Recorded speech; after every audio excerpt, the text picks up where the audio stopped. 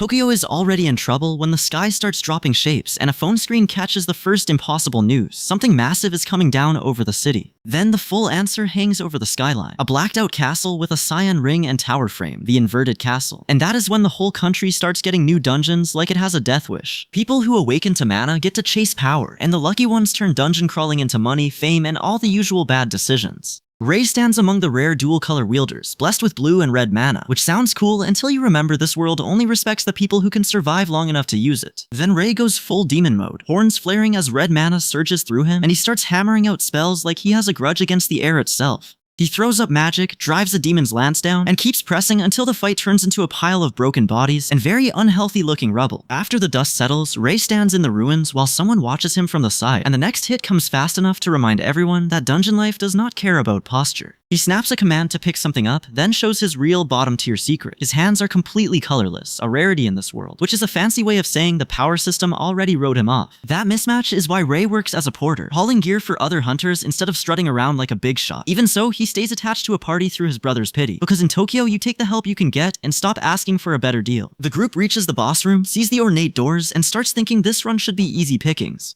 That confidence lasts exactly until the doors explode open and Rei gets dumped into a vast arena where the floor itself is carved with magical patterns. So now the only thing left to do is survive the mistake they just walked into. The boss finally manifests in a burst of symbols and clockwork, and the room shifts from tense to awful in one heartbeat. Rei and the others freeze at the sight of it, because this is no ordinary raid target, and the glowing eye with the red iris and golden mark makes sure they understand that part just fine. Rei surges awake in a burst of magic, and the room finally gets the bad news. He is not staying down. He snaps his hand out and fires dark magic straight back at the threat, because getting cornered in a boss room only works for people who plan to die quietly. Two figures square off, then the aftermath hits in red and ugly silence, with everyone still standing just long enough to realize this fight has teeth. Rei stays calm in the snow and red energy alike, which is a pretty rude way to answer a disaster. The pressure spikes again as Rei is swallowed by black and red chaos. Then he makes a tiny glowing gesture, and the mark on his hand flashes 0. He grabs the dark object in front of him, and when he suddenly jerks at the light and yells that he is healed, it is clear the arena is already doing weird things to everybody. Rei gets blasted in fire and red energy, but he comes out smiling through the blood like that was only a warm-up. Then he channels through his staff and lands a clean hit, because apparently the man's idea of recovery is to hit harder. The strike makes the enemy recoil, but the thing is still standing, glowing blue at the core and looking way too alive for comfort. Rei answers by taking a defensive sword stance, while the target powers up with a purple rune on its chest and starts counting down like the worst kind of clock. The countdown ends in a massive blast, red numbers and energy ripping across the room like the boss finally got tired of being polite. That explosion pushes the fight straight into the system side of things, and the whole battle snaps over into the next nastier truth. Rei hits the floor hard, then the doorway looms over him as the enemy stands there watching the fall. That defeat is what drags him back to the beginning, because the next thing he sees is the inverted castle, the Tokyo sky landmark that turned pitch black over 7 years ago. The castle's history scrolls out in plain terms. It was pure white, then it slowly blackened, and once it turned completely pitch black, that door opened. Rei points straight at the end of that chain and names what waits beyond it, the god of time and space. Rei explains that in his fight with Black King, he stole Rewind. Then the time-warping mess around him makes the point for him. He checks the date on his phone, confirms his suspicion, and then opens his skill list, only to find Rewind gone, which is a nasty little theft ledger to wake up to. That loss does not leave him empty-handed though, because skill drain still remains. Rei remembers 10 years of never gaining a single skill, then locks onto the one possibility in front of him and realizes that if he still has this power, he can start taking the rest back one fight at a time. Back when Rei is still a child, he keeps dragging himself to the Mage exam again and again, even though he cannot give it up or pass it. The result keeps coming back the same way too, with the system slapping down one ugly verdict: failure. At that point, the exam is being watched by Hinata Reina, a B-rank mage acting as the proctor, and Rei is still stuck at the very bottom. That is the version of him that keeps getting told no, which is a rough hobby for a kid who refuses to quit. Then the scene jumps into his early growth, and Rei starts forcing magic awake with everything he has. He raises a hand, spells Flare Alive in red and purple, and the blast hits with enough force to turn the air into a fireworks accident. The strain hits hard enough to drag him back through the memory of failing because he was incompetent, and for a second even his face looks split between pain and resolve. But the blue glow in his eye tells the important part, because this time he does not fold, he pushes harder. So he swings into a bigger spell, and the fight finally starts moving in his favor as multicolored energy explodes out around him. Rei declares this time is different, which is a nice upgrade from spending years getting rejected by a piece of paper. That breakthrough keeps escalating until he is standing there with a new blue cyan weapon or power manifesting in his hand, and even the air around him starts filling with blue symbols. Ray is no longer just trying to survive the exam, because now he has something real to throw at the next thing in front of him. From there, the battle turns into a lesson about what his opponent can do, since this thing has a skill that massively boosts its physical strength. Ray cuts in anyway, but the monster shrugs off the attack and keeps coming because ordinary hits do not matter to something built like that. Ray answers with blue energy claws, and then Black King appears above the clash like a dark mage, dropping in to end the argument personally. He drives a blue energy strike straight into the target's chest, and the whole fight starts looking a lot less fair for the other side. The target finally starts cracking under red energy, then its body breaks apart, while Black King finishes it with one more blue blast. Right after that, the system confirms the theft in plain text. He steals Body Enhancement Extreme, which is the kind of upgrade that makes every punch in the room suddenly nervous. That success feeds straight into the next battle, where Black King faces a much larger enemy and decides the answer is to steal its skill too. A white beam slams down from above, drills into the beast's face, and turns the thing into a very expensive looking mistake. Back in Ray's side of the memory, he stands in white clothing with blue light pouring off him, and the next image pushes the power even further with an ethereal winged figure floating in gold and white. The point is clear enough. This is the stage where he starts looking less like a rejected rookie and more like someone the dungeon should probably worry about. He keeps building from there, weapon in hand, body lit up, and the clash of blue power against red aura shows how hard he is forcing himself forward.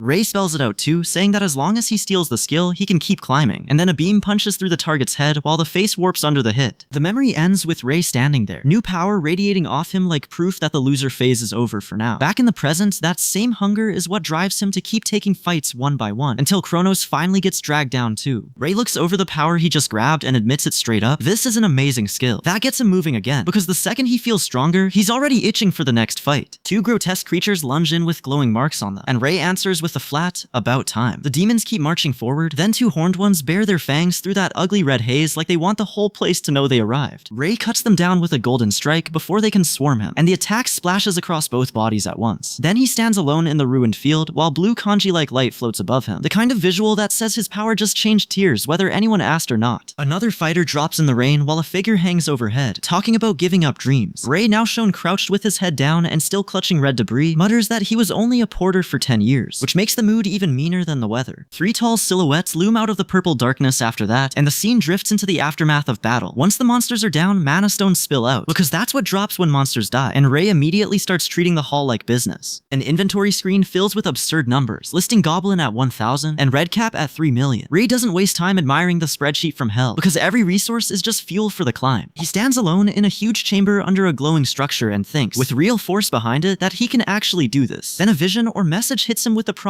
that he can change the future, and that gives his magic the shove it needs to start moving. Ray begins shaping mana, first as a spell, then as a hand technique, and cyan energy crackles through the air as he tests what his body can handle. The result hardens into a red and white weapon form, because apparently his hands were too ordinary for what he wants to swing. With that weapon active, Ray faces someone who taunts the colorless mage for daring to enter a dungeon solo. Ray snaps back that he passed the mage examination, then tells the liar to stop lying, which is a pretty rude way to say he's not taking the bait. The other mage charges blue lightning and demands Ray show his skill, so Ray answers with a blast erupting up from below. The two forces slam together in a red and blue collision, and both sides get caught in the impact before the dust even settles. From there, the pace goes feral, with one mage loosing 7 glowing projectile arrows in rapid succession, and then flooding the field with a huge blue burst. He even rises mid-air in a cyclone of shards and shots, like staying grounded was never part of the plan. A red-haired fighter turns with a confident grin and starts building a dark red aura, then pushes it all the way into a massive crimson blaze. He fires back with an orange-red blast, and the two attacks collide so hard, the whole panel turns into a wall of fire and force. The red-haired fighter keeps pushing, gathering intense golden-yellow energy through a clenched fist while refusing to back down. But the price lands fast, and he falls through the air exhausted and wounded, only managing a broken U before the fight leaves him hanging. Ray's power keeps climbing so fast that even the people above the battlefield start to realize something is wrong with the scorecard.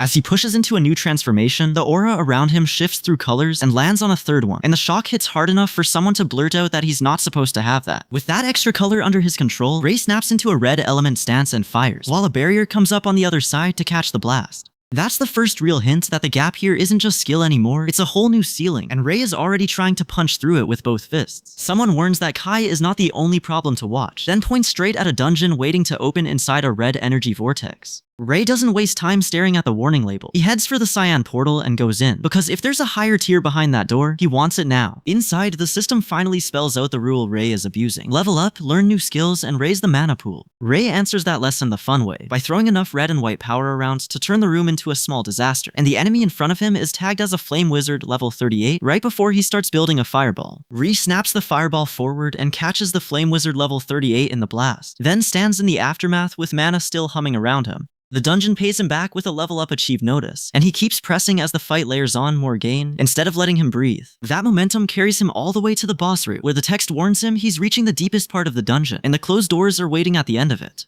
He drops into the dark below, and lands in an arena with an imp on one side, and a skull demon level 45 on the other, which is a nasty little greeting card. Ray sees the stat gap and says it out loud, because the numbers are now big enough to be rude. Then he charges anyway, the fight explodes into close-range chaos, and at the edge of that clash, Black King steps in with cyan-blue blasts, making it clear the real monster in this stretch is still climbing with him. Black King hits a wall when the hexagonal mana barrier refuses to let skill drain bite through. Ray sees the problem instantly and starts forcing the issue anyway, because standing around and admiring a shield has never solved a fight. He slams back into Black King with a burst of yellow-green force, and the clash kicks up red petals in a hard, focused stare. Ray's answer is simple. If the barrier won't open, he has to strip away something useful from the enemy, and keep pushing until it cracks. That gamble pays off when the system flashes the stolen skill, Ice Needle. Ray gets the first real taste of growth here, and it is very rude how much stronger one clean theft can make him. The fight detonates, Ray gets blasted back, and the opponent reveals a heavier armored shape before dumping out a brutal wave of blue ice. Ray answers with Ice Needle again, trying to pin the thing down before it can keep changing gears. Then the enemy sheds the disguise completely and shows a skull-headed body underneath, which is the sort of reveal that never comes with good news. It follows that up with a layered counterattack, so Ray meets it head-on and fires back at the same time. The skull creature throws out a green ghostly aura, and Ray answers by forcing one last Ice Needle through the opening. His hand starts pulling together blue-white magic with glowing symbols, then a bright red rune orb blooms beside it as the system names the next step Rebirth. Ray locks in with a determined look while skill synthesis kicks in, and both hands start weaving blue and red streams into a spiral. The whole thing surges upward into a vertical vortex, which is a very dramatic way to say he is not surviving this fight by playing fair. The blade crashes down with explosive force, Ray rockets upward in a ribbon of red and blue energy, and the creature spits back bright green flame. Ray answers with Fire Lance, then layers more red spiral power into the exchange until the whole space starts tearing itself apart. A massive red burst blows between them. The blast grows into a blue-red hexagonal structure, and then everything white-outs in a final explosion. When the light clears, Ray is still standing in a power stance with green aura around him, while the creature's face fills the frame and Fire Lance comes raining down to finish the job. The Fire Lance blast finally knocks the mage back in a spray of pink and magenta light, and Ray keeps the pressure on until the whole spell space collapses around the target. In the middle of that red vortex, skull-like shapes twist through the magic, which is a nasty visual to hang on to when you are already losing the fight. Out of the falling magic, a green crystalline skill item drops into view, and Ray absorbs it immediately. The payoff is huge. He jumps from the high 20s into the low 30s in one shot, the sort of level spike that turns a desperate climb into a real offensive. Then the system opens up skill synthesis, and Ray's build stops being a one-track rush. It confirms he can keep more skills at once and hold on to more through skill drain, which means his cheat kit just got a lot less cramped and a lot more dangerous. Ray freezes for a second when the next opponent's strength becomes clear, and his reaction says everything. That dog is B rank, and he is not treating this like a casual warm-up. The recognition snaps into blue mana, then magenta power, and suddenly he is pushing into a spell exchange with the kind of focus that gets a person hurt if they blink. He ramps the casting harder, stacking multiple spell constructs until the number 7 flashes beside the barrage. The blast lands in the middle of the clash, blows both fighters apart inside the building, and Ray tumbles through the wreckage with blue magic still crackling around him. From there, the fight turns into a straight elemental collision, with both sides throwing power into each other until the air looks shredded. One figure hangs in an ethereal haze of red petals, then another answers from a distorted glitched form with a blunt little okay, because even magic users apparently still have to do status checks. Ray resets into a fighting stance and squares up for the next exchange, which is where the scene shifts into a lesson and a challenge at the same time. A voice from the dark makes it clear he is about to find out exactly how capable Ray is, and the smug grin that follows says the test is already underway. The red-haired opponent stands over the white-haired Ray and throws down the line that all of his abilities are on the table now, which is a real nice way to frame a beating. Ray clenches his fist and starts thinking through whether refusing those demands changes anything. Then the setting locks in as the Mage Association headquarters arena in Chiyoda Ward, where mage exams and rankings get settled the hard way. Ray braces against a stronger opponent, takes the first shot, and answers with a blue beam that he drives out with full focus. The other side snaps back with a fireball. The two spells smash together in the arena, and Ray gets blasted off his feet before he can turn the clash his way. The arena answer lands like a truck, and Ray gets swallowed in a blast that throws smoke and debris everywhere. He comes up through the haze still fighting, already forcing out a gold battlefield bright counter as he refuses to stay down. Black King steps into the exchange and snaps a hand forward, building power through his fingers with a cold little now before firing off a fire lance. The moment it detonates, he also pegs the limit on what Ray can do, which is a rude way to start a lesson. He keeps the pressure rolling with a fireball, then drives in behind it so the spell is moving with him instead of for him. That pace turns the fight from trading shots into a full-on chase, because standing still here is how you become a cautionary tale. Black King gathers an explosive ball above his head and hurls it out with a sharp dance, forcing the other side to twist and evade in midair. He answers the next hit with a burst of his own, then eats the impact head-on when a rush comes straight through, which is one way to respect an attack and another way to be stubborn. Black King snaps back into a fire lance again, and the two sides lock up with that spell hanging between them like a knife fight in bright colors. Then he drops a final fireball into the exchange, because apparently the first few explosions were just warm-up. A pink magical field flares up, but a heavy strike tears straight through it, and the barrier answer flashes up as mana barrier just in time to take the hit. The blast throws the target back in pink-white fire, and the offer that follows is simple. Do it right, and he gets forgiven once. Ree looks at the mess and admits the ugly truth that he cannot win with limited moves and output. He nearly settles on surrender, then shuts that down with a hard no and squares up again, because retreat is not the plan today. He makes the call, throws out fireball, and channels it through his hand until multiple projectiles burst outward. Ray immediately realizes the fight has opened a new door for him, and the next blast of blue power surges up hard enough to make that very clear. The opponent's counter comes back fast, but Ray keeps moving through it instead of freezing, and the momentum shifts again in the middle of the exchange. As blood shows on the opponent's face, Ray kicks upward and a massive blue-white spiral blooms below him, turning the skyward launch into the start of a much nastier finish. Ray and his opponents slam together so hard the whole exchange turns into one ugly, bright collision. Ray comes out standing in a new purple aura, and the system immediately confirms he has stolen skill overclock. That theft flips a switch in him, and Ray clenches his fist as purple energy coils tight around his hand. The next clash leaves the opponent broken, while the giant shape behind him hangs over the field like a bad omen that finally lost its footing. The fight then spikes again as the purple power in Ray's body starts showing teeth, and the next wave of impacts comes in sharp magenta bursts. He screams through it, then hypes up the strongest skill of the purple, as if he just found the engine in a car nobody else knows how to start. Ree catches the opponent off guard with speed so ridiculous the other side can barely keep up, and he answers with a storm of magenta spear-like blasts. He hangs in the air for a beat, then a massive neon cross construct forms and flies straight at the target, which is a very loud way to say the fight just got personal. Ray realizes the ugly part of the exchange too late. If this keeps going, the opponent will grow stronger than him. That thought knocks him back for a second, which is all the opening the other side needs to hit back with pink energy and force him into the next phase of the duel. Black King snaps out Fire Lance, then Demon Lance, and the counterattack crashes into Ray's defense, with enough force to make the damage obvious. Ray still stands in the wreckage, then cuts in with a warning that the other side is getting cocky just because he can throw out a lot of power. He admits the bigger truth right after that. He still cannot match Black King head on. But instead of folding, Ray starts thinking about the purple skill's hidden potential, because his mana capacity only lets him synthesize up to 2 colors right now, and that limitation is exactly the problem he wants to break. Then Ray forces the purple skill to surge again, and the runic glow around his hands shows he is pushing past the old ceiling. The system answers by raising his mana capacity and unlocking skill synthesis black, and Ray reacts like he just found the door everyone else missed. Up above, the opponent stares down at Ray and wonders what he is planning, which is fair since Ray is clearly not done. Ray answers by gathering blue and white energy in his hands and pushing into the first 3 colored skill synthesis no one has ever used before, finishing the red skill on top of it. Ray pushes the colors harder, and the spell sphere blooms into red, blue, and white before yellow mana joins the mess. He does not stop at mixing them either, because the whole thing starts spiraling into one absurd attack that already looks too big for the room. Then runes snap into place above him, and suddenly it is obvious this guy is not casting by normal rules anymore. He shouts through the strain, and the dark mana around him answers like it has been waiting for permission. Ray admits he was never suited to red, yellow, or blue on their own, then flat out says he has already swallowed those mana, which is a very Ray way to explain a magical problem. So he claims the only name that fits him now, a dark mage. The evidence keeps piling up on his body, with rune patterns in his eye, red petals drifting around him, and that regal-looking red robe with the chain halo making him look less like a beginner and more like a disaster in formal wear. Then Ray demonstrates the absurd part in practice, building red and yellow skills, folding them together with purple, blue, yellow power, and forcing the system to admit the new path as skill synthesis black, while Abyss Flame gets created. Ray does not just gain a new trick here, he basically invents a category. Ray doubles down and declares it again, this time while actually wearing the transformation like a second skin. He gathers purple magic in his palm, blasts back at the target when it gets too close, and then starts eating hits from above while his eye and aura keep burning brighter. The more pressure comes down on him, the more stubbornly he keeps standing up in it, which is apparently his whole hobby now. That stubborn streak snaps into a full release as Ray detonates a massive purple-blue explosion, and for a second, even the battlefield looks embarrassed. When the smoke clears and he is still there, shocked, the moment lands hard enough to earn the title card Willpower. because subtlety clearly took the day off. Ray then hurls one last spell with blades converging into a blinding blast below, but the black mage power answering him from the other side is even nastier. Black King stands in the middle of purple lightning and answers with a low, dangerous sound, like the spell itself just woke him up. The power keeps surging around his face, and then he fires a massive cross-shaped attack that blows straight through the moment.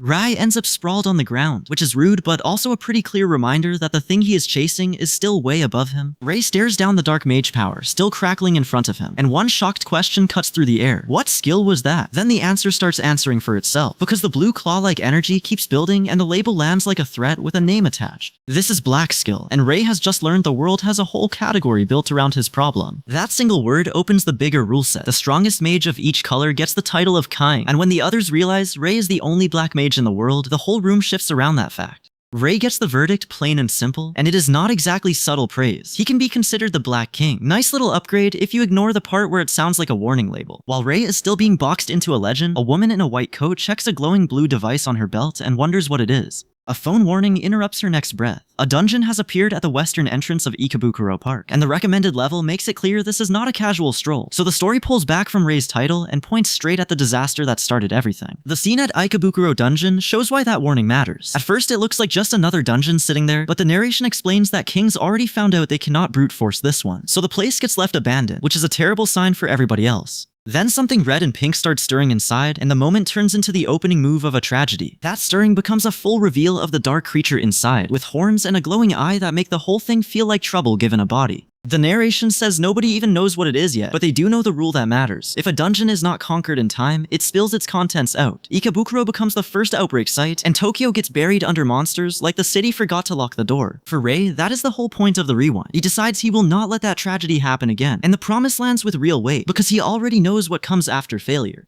So he turns that knowledge into a mission and tells his ally he will conquer the Ikebukuro dungeon himself, even if the path to it is ugly. The catch arrives right away. An administrator tells Ray he has to clear a B-rank dungeon with a party first, and the terms are cruelly specific. He gets 1 week to form that party, and then prove he can handle the dungeon, which is a lovely way of saying his solo dream just ran into paperwork. The narration underlines the problem too, because clearing a B-rank dungeon with only a mage is hard enough before anyone starts dying about it. Right when Ray needs a way forward, a mysterious figure steps in and says she will make him work today for sure. That figure turns out to be Ichino's Aya, and the story immediately frames her as someone who will matter later by revealing her future name, Scarlet King. She even throws in the kind of determined line that usually means she is about to get dragged into trouble anyway. Then the narration adds that the road to that future is going to be rough. Ray remembers that this is the exact stretch of time when Ichino's Aya is supposed to get caught in an incident, and that tiny detail suddenly turns urgent. He reaches the same ugly conclusion anyone would. If the timing is right, she is in danger right now, so he moves fast instead of standing around being correct. He gets to the dungeon entrance just as the strange Korean system text flickers over the structure, and the place already has that bad smell of trouble attached to it.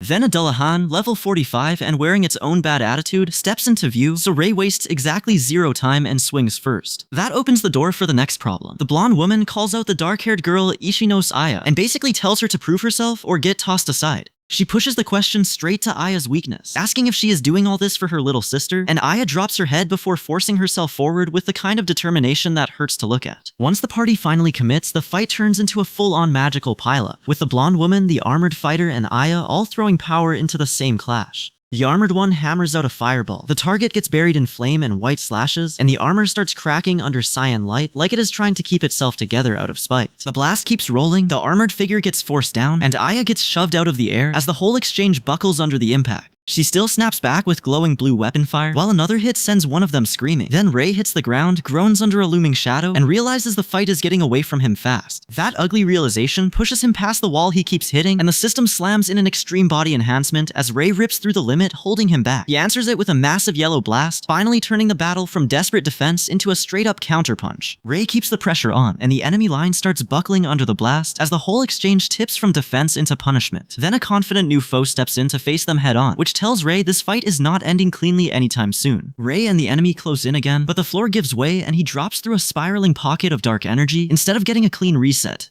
Mid-fall, he twists away from a cyan shot, mutters the activation cue, and throws up his skill drain anyway, only to freeze when it still does not trigger. A yellow lightning strike slams down on him right after, and that's the universe's rude way of saying the enemy has a second phase. The truth comes out fast. Dullahan's armor is just the outer shell, and the real body is what's left underneath. Ray stops wasting motion on the shell, gathers his power, and fires a green cyan blast straight up at the true form before it can settle in. Ray barks at his companion to stay behind him, then throws up a magic barrier as the enemy keeps smashing forward. The barrier shatters under the impact, and once the exchange turns airborne, the two sides start trading hits so fast nobody gets a clean breath. An energy blast catches Ray, and he answers with a fresh spell instead of folding. The counterspell detonates in a huge clash. The enemy flinches in shock, and Ray screams through the pain before finally crashing down. That landing gives him one ugly but useful thought. He needs a skill stronger than Dullahan's strengthening skill if he wants to break this thing. That decision wakes something new inside Ray, and he starts channeling purple and black power with one goal in mind: to break through. The surge explodes outward, flings him through a cyan-green torrent, and then hurls him back through another wave until he answers with a purple cyan spiral that flares like a finishing move somebody forgot to warn the enemy about. The purple vortex finally meets a storm of dark slashes, and Ray has to grind through a mess of blades tearing at the spell from every angle. The dark cuts slice through the purple waves, so this fight ends with Ray forcing his way forward instead of getting handed a clean victory. Ray keeps pressing the clash forward, and his purple structure slams head-on into the cyan burst, while the enemy answers with magenta slashes ripping straight through his vortex. The spells grind against each other for a beat, then Ray throws up an X-shaped barrier, only for the whole exchange to boil over into a starburst of purple power spreading across the floor. The energy finally settles into a bright green crystal on the ground, and the team's attention snaps to the prize. 3 women stand amid the rubble, and one of them wants the reward bad enough to say it out loud. The reward should be hers. Ray steps in before that turns into a mess and explains the drop rule, making it clear the reward comes from the dungeon they came to conquer. He starts laying out the exchange terms, so everyone has to deal with the system before they can argue over the spoils. The moment Ray moves, a shadowed arm reaches toward him, and Ichino's Aya gets grabbed into the middle of it while still firing off power. She checks whether the others are fine with it, then turns the pressure back on the situation instead of backing down. A skeleton suddenly shows up in the chaos, and with a hand descending from above, Ichino's Aya keeps her stance and commits herself to the group. It is not a dramatic oath from nowhere, just the practical kind that says she is in this now. The next fight drops them into a dark arena packed with red-eyed black wolves, and Ray wastes no time testing his rhythm against them. He fires lightning down from the high ground, gets clipped by a counterattack that leaves blood spraying, then answers with a brutal rapid combo before the pack can recover. Man gets one clean breath in these dungeons, and the wolves take that personally. After that push, the party reaches the next objective, and Ray calls it out plainly. This place is their goal. The route leads straight into the Crystal Cave boss room, where a huge slime level 52 waits behind the title card and starts launching blue projectiles the second they arrive. Ichino's Aya readies herself, and the narration underlines what matters most about her. Her mana pool is her greatest weapon. She answers the slime's pressure with fire, then unleashes a massive blast that keeps expanding as it slams into the boss and floods the room with heat. Ichino's Aya looks alarmed as her fire spell swallows the whole fight, and for a second it feels like she might have thrown a little too much kitchen into the kitchen sink. Then the skill flashes its rule. Blast Furnace boosts firepower, but it chews through mana hard, so she hits skill set activation and keeps the pressure rolling with an even bigger shot. Ray watches the blast climb higher than expected and immediately clocks the real trick, which is that Ichino's Aya's massive mana pool makes Blast Furnace way nastier than it has any right to be. That kind of output is exactly the sort of thing that turns a clean win into a promotion test, so he steps into the next phase with the room still hot. The proctor lays out the promotion test and starts with a boring part nobody ever enjoys, which is measuring combat ability before anyone gets to feel proud. Around that same time, Ichino's Aya is already being talked about in the room, and Ray hears her name again like it's trying to catch up with him. Ray remembers why that name matters. In his previous life, Ichino's Aya once soloed a high difficulty dungeon on a whim, which is such a ridiculous sentence that it almost sounds fake. The story even gives the name behind the legend, Ano Yuri. So now the room has gone from a simple test to a very specific kind of trouble. Ano Yuri sizes Ray up and calls him interesting, then immediately pokes at the obvious question of whether he lost to her. Ray gets dragged right into the exchange, which is a rough way to meet someone who looks like she enjoys making people sweat before lunch. The scene cuts to the Mage Association HQ training ground in Chiyoda Ward, where the instructors are using a golem lined with special rock that is harder than normal rock. Then they call Ray forward, and the test stops being theory the moment he jumps in with red mana flaring up around him. Ray slams into the golem with red and blue magic flowing together, then tightens that power into a spiral and fires Fireland straight through the target. The golem staggers into smoke on the spot, and for once the obstacle looks a lot more fragile than the people watching it. The observers freak out because Ray just destroys the golem in one hit, and they catch the key detail. That was a dual color spell. Nothing wakes people up faster than watching a training target explode like it owed somebody money. The focus jumps back to the fire side of the fight, where Ichino's Aya keeps hammering away so hard that someone has to ask why her attack still has not stopped. The answer comes fast enough to make the point clear. With that much mana behind her, she simply keeps going until the defense starts cracking. Her fire breaks the barrier anyway, and the defenders finally admit that magic alone is not going to stop her. The blast throws debris and force back through the space, which is a pretty rude way for a test to end, but it does end. A man in a suit cuts in and tells the black-clad man to stop, putting a hard stop to the chaos. Then the name lands cleanly, Kurosaki Rei, the same guy who just turned a training golem into scrap and made everybody stare. Rei keeps the line simple and deadly serious. He has something he needs to do no matter what. That tells everyone in the room exactly where his head is at, because he is not here to pass a test and go home. He is here to keep climbing until nothing can block him anymore. Rei keeps his footing and doubles down on the one thing he has left, telling himself he cannot stop here. The pressure spikes around him, and the room answers with a fresh surge of power, which is bad news for anyone hoping this would stay a normal sparring match. The battle kicks off in the arena-like space, and Rei throws out his arm to fire cross-shaped blue shots at his opponent. He immediately flips on mana conversion, turning that same power into something sharper and nastier, because standing still in a fight like this is basically volunteering to get flattened. Rei takes the opening and announces his turn, then keeps the pressure on with more blue firepower. His opponent, a white-haired mage who refuses to fold, blocks the attack and answers with a clean warning that this will not end easily. Rei drives the fight downward from above, but the blue mage slips the beam and snaps back with a red counterattack. The exchange keeps tightening until both sides start trading spell after spell, and the air looks less like a battlefield and more like somebody smashed a magic shot and let the sparks sort it out. When Rei tries to move around the pressure, his opponent calls it out and sets the trap, then snaps the word checkmate. Blue energy clamps shut around the target, and the hit lands hard enough to force a brutal reaction before the two keep grinding through a violent clash of blades and magic. Rei stands there in the middle of it all, face tight, still refusing to give ground. The other fighter spreads her arms in a battle stance as debris rains down, and the next exchange turns into pure close-range chaos, with energy crashing so hard it lights up Rei's chest and sends him twisting through the fight. Rei takes a heavy hit and gets driven down through the space, but the attack does not finish him. He powers back up in a burst, blasts his way clear, and then lands in the wreckage, staring at the result like even he has to admit this is monstrous, before starting to answer with a glowing fist. Rei surges back up in a burst of golden power, spreading his arms like he refuses to stay down for even a second. Black King answers with blue magic from his hand, but the exchange gets ugly fast when the counterblast smashes back into him and leaves him coughing through the impact. The fight tips hard after that hit, and Rei drops straight down through the chaos toward the white-haired mage below. He wakes up in a hospital room to two visitors greeting him, then admits the truth without trying to save face. It's a complete defeat, and the other side is just stronger. Before the dust can settle, one of them makes it simple and asks Rei to party with them, which is how this whole disaster starts becoming a team problem instead of a solo one. Rei sits there while purple and red energy spirals tear up the space around him. Then a red beam slams into him from above, and he can only start "this is" before the next warning cuts in. Rei stares ahead with red energy whipping around his head as the truth turns worse and a bound figure keeps forcing out blue chain magic to hold something back.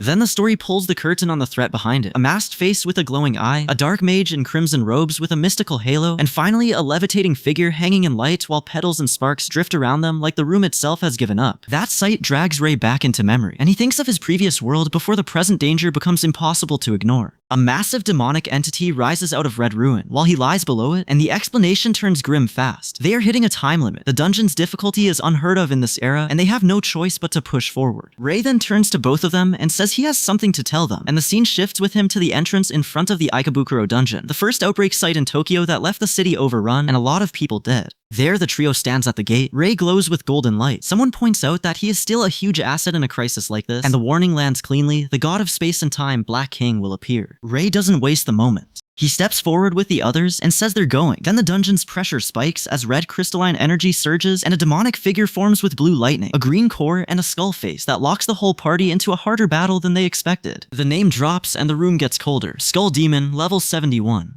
Rei reacts in shock because this boss belongs in other dungeons, not suddenly here above them. And that surprise instantly turns into resolve as he faces the monster with Aya and Yuri at his side and tells them to do this together. The whole front line piles onto the daemon at once, and the room turns into a mess of ice, blue magic, and fire hammering into the same target. Rei cuts in with Fire Lance, but the blast slams straight into the daemon's barrier, so the monster stays standing and smug about it. Aya and Yuri answer by attacking from opposite angles, with Aya sending her ice-tipped weapon up high, while Yuri drives red fire from below. Rei finishes the exchange by dropping a full power strike on the daemon and carving a crater into the floor when the hit lands, which is a pretty rude way to decorate a dungeon. Black King steps into the bigger fight and throws purple energy at an armored foe, then follows it by pulling out a green crystal formation with a spell like Snap. Rei watches that kind of power up close and realizes, by touching it, he can steal someone else's skill, which is a very convenient discovery to make during a life or death mess. That hit rewires the whole plan in Rei's head, and he remembers the battle scene for what it really means. This is how his skill-stealing power works. He looks at the team and thinks about rushing through the Ekabukuro dungeon, then tells them to keep moving instead of getting stuck here, because stalling now just makes him dead weight. The next clash hits hard enough to shove him straight back into survival mode, with red energy crashing against him while the team keeps fighting and blue and red bursts around him. Ray answers with his own red-orange blast and forces the battle forward, because if he can't keep pace now, the rest of the party gets dragged down with him. The scene opens wider on the party bracing themselves, and then a huge pink claw shape erupts into view like the boss is swiping the whole stage clean. Ray and the others trade blows with those claw effects, and even when the dark-haired woman powers up and Ray drives in with a downward slash, the monster keeps escalating instead of folding. Then the boss finally gets named for what it is: Ikebukuro Dungeon's Grim Reaper, level 89. Ray flinches as the assault lands on him, and Aya screams for him while the monster keeps pressing with those red tentacle-like strikes, turning this into a rescue fight whether anyone asked for one or not. Ray gets blasted upward by the impact, but he snaps back with blue energy and turns the counterattack around instead of staying pinned. He drives a Cyan Blast into the creature, and the spell detonates with enough force to make the whole exchange feel less like a duel and more like the dungeon trying to break first. Ray hangs in the air, blue-purple mana crackling around him as he catches the rhythm of the fight mid-fall. He lands the spell anyway, and the blast blooms below him in a brutal red-orange flash, like he just nailed the monster to the floor with raw timing. He keeps the pressure on, driving blue streaks straight down until the Grim Reaper is forced back under the weight of the spell. Then Ray notices the weird part, because the magic isn't just hitting hard, it's acting like a strengthening skill, which is a nasty little bonus when you're already trying not to get disassembled. The others spot it too and start calling out that something about this whole setup feels off. Before anyone can overthink it, chains lock the creature in place, and the Grim Reaper answers by slashing out with red glowing strikes that turn the air into a bad idea. The fight becomes a messy spell trade, yellow and blue impact slamming together while the monster keeps forcing the pace. Ree takes the blame on himself, but the mood snaps back when the others back him up and say things will be fine as long as Ray is here, which is a lot of pressure to put on one guy with a mana bar and bad luck. One of them admits he's been too passive and finally decides to do something, which is usually how trouble gets addressed right before it gets worse.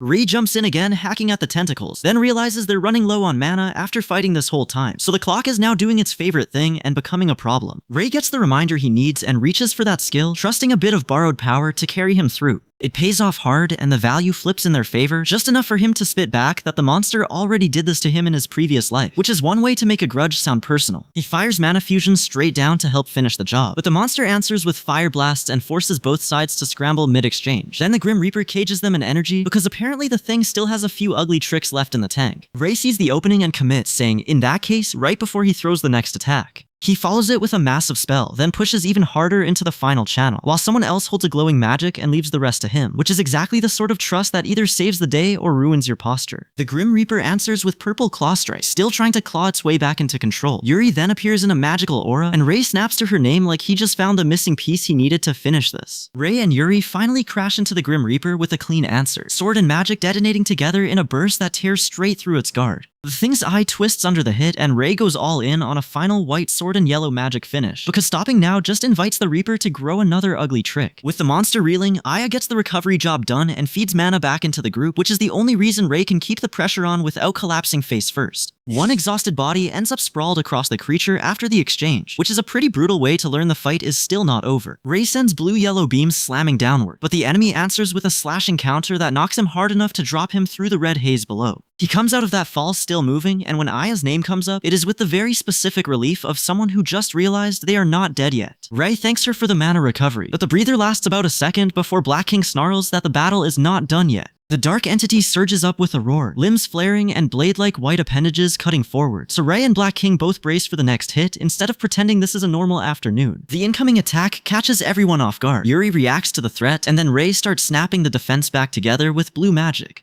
Once Yuri's name is firmly on the board, Ray forges a curved blue weapon and charges straight at the main body, swearing he is ending it right there even if the approach looks reckless enough to deserve a lecture. Yuri immediately calls out that rushing the core without a weapon is a bad idea, which is fair, but Ray is already committed and the enemy answers with a fresh volley of purple claw strikes. Ray catches it behind a purple barrier, then triggers overclock and floods himself with that surge until his hand is practically a conduit, not an arm. He cashes in the peak of overclock on a final slam, and the hit lands with enough force to leave him standing in purple fire, while a demonic thing with red X marks stares back through glowing eyes. Black King throws up a wide purple spell, gets blasted backward by the blue-purple recoil, and still manages to keep the strike on target. The spell punches through the demon, white cross marks ripping across its body as the whole thing starts to break apart. Then it simply disperses, leaving a huge empty hole where the threat was a moment ago, which is about as close to peace as this fight is willing to offer. The last blast fades, but Black King is still standing in the wreckage, and the thing he just dropped does not stay dead for long. A shape starts clawing up out of the Grim Reaper's body, which is a pretty bad sign in any language. Then the corpse tears open, and a massive dark entity erupts upward, all limbs and menace, forcing Rei and Black King to square up against something that instantly dwarfs the battlefield. One of Rei's allies sees exactly where it came from and spells it out, because Subtlety clearly missed the briefing. Rei does not waste time guessing what it is. He snaps out that they need to get out now, because standing around under a giant purple demon is a terrible hobby. A golden flare answers the panic, and 3 fighters get launched upward in the middle of the chaos. As one of them realizes what's happening, Rei keeps pushing forward through the opening instead of freezing like a normal person. The next reveal lands with a nameplate and a memory. Oikawa Hikaru, the mage who used to be known as the Yellow King in a previous life.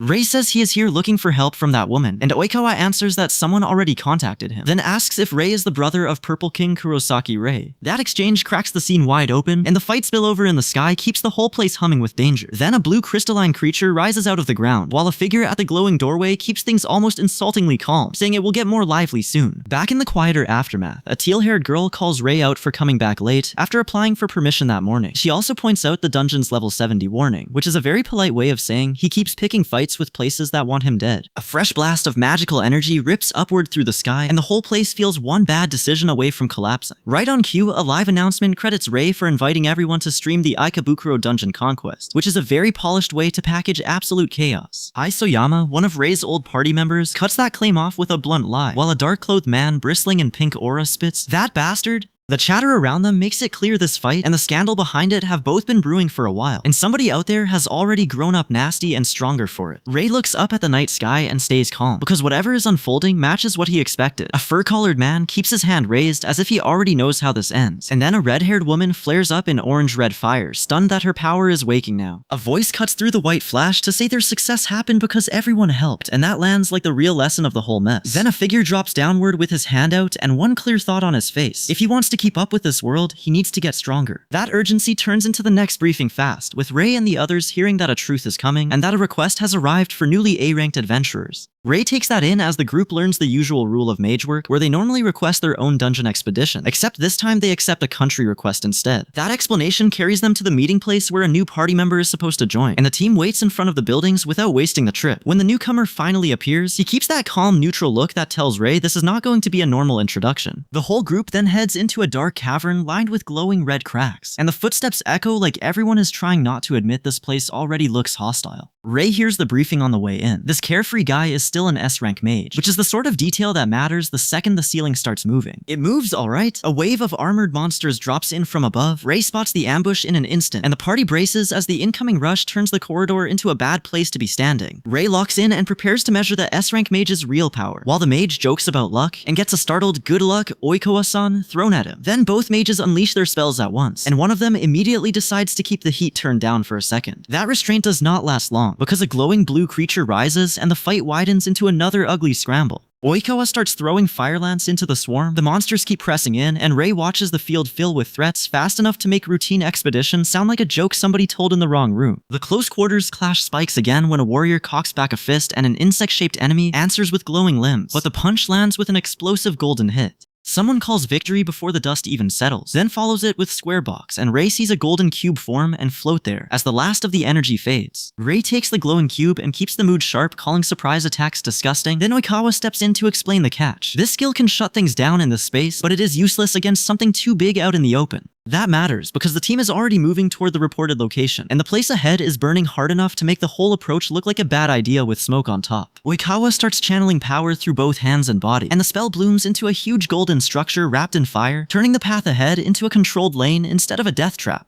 Rei watches from the ledge as Oikawa confirms they can pass through, and the team heads for the dark hole waiting ahead, the boss room they came for. Rei squares up and says he is ready, but the boss answers first, greeting him as the real test and asking if he truly deserves the report. Then the thing throws out a fiery strike with clawing impact, and Rei feels the heat hit so hard that even breathing sounds expensive. The boss finishes revealing itself as Flame Garm, level 68, a massive fire beast wreathed in yellow and red flame with a burning core at the center. Ray raises his weapon and calls it intimidating, which is the polite version of what you say when a furnace grows teeth and starts walking at you. Flamegarm barrels in with a huge fire attack, so the team snaps into defense and calls for a magic barrier before the blast tears through anyway in a burst of blinding light. Ray immediately takes command of the timing, says he will handle the barrier, and tells the others to focus on hitting the boss while the opening still exists. While the others hold position, Ray checks whether Abyss Flame should be the finisher, but the answer comes back fast. Flamegarm is too quick, too high ranked, and black skills chew through resources too hard. So Ray changes plan on the spot and decides he has to end it with different magic, because burning everything down is great until your mana bar files a complaint. Ray goes first anyway, and the attack shifts into a spell with a nasty trade-off, getting stronger at the cost of more mana. Black King follows with Stone Blast. The Fire Blast lands cleanly on Flamegarm, and reads the opening at once. No matter how fast the beast is on the ground, it is not dodging once it gets forced into the air.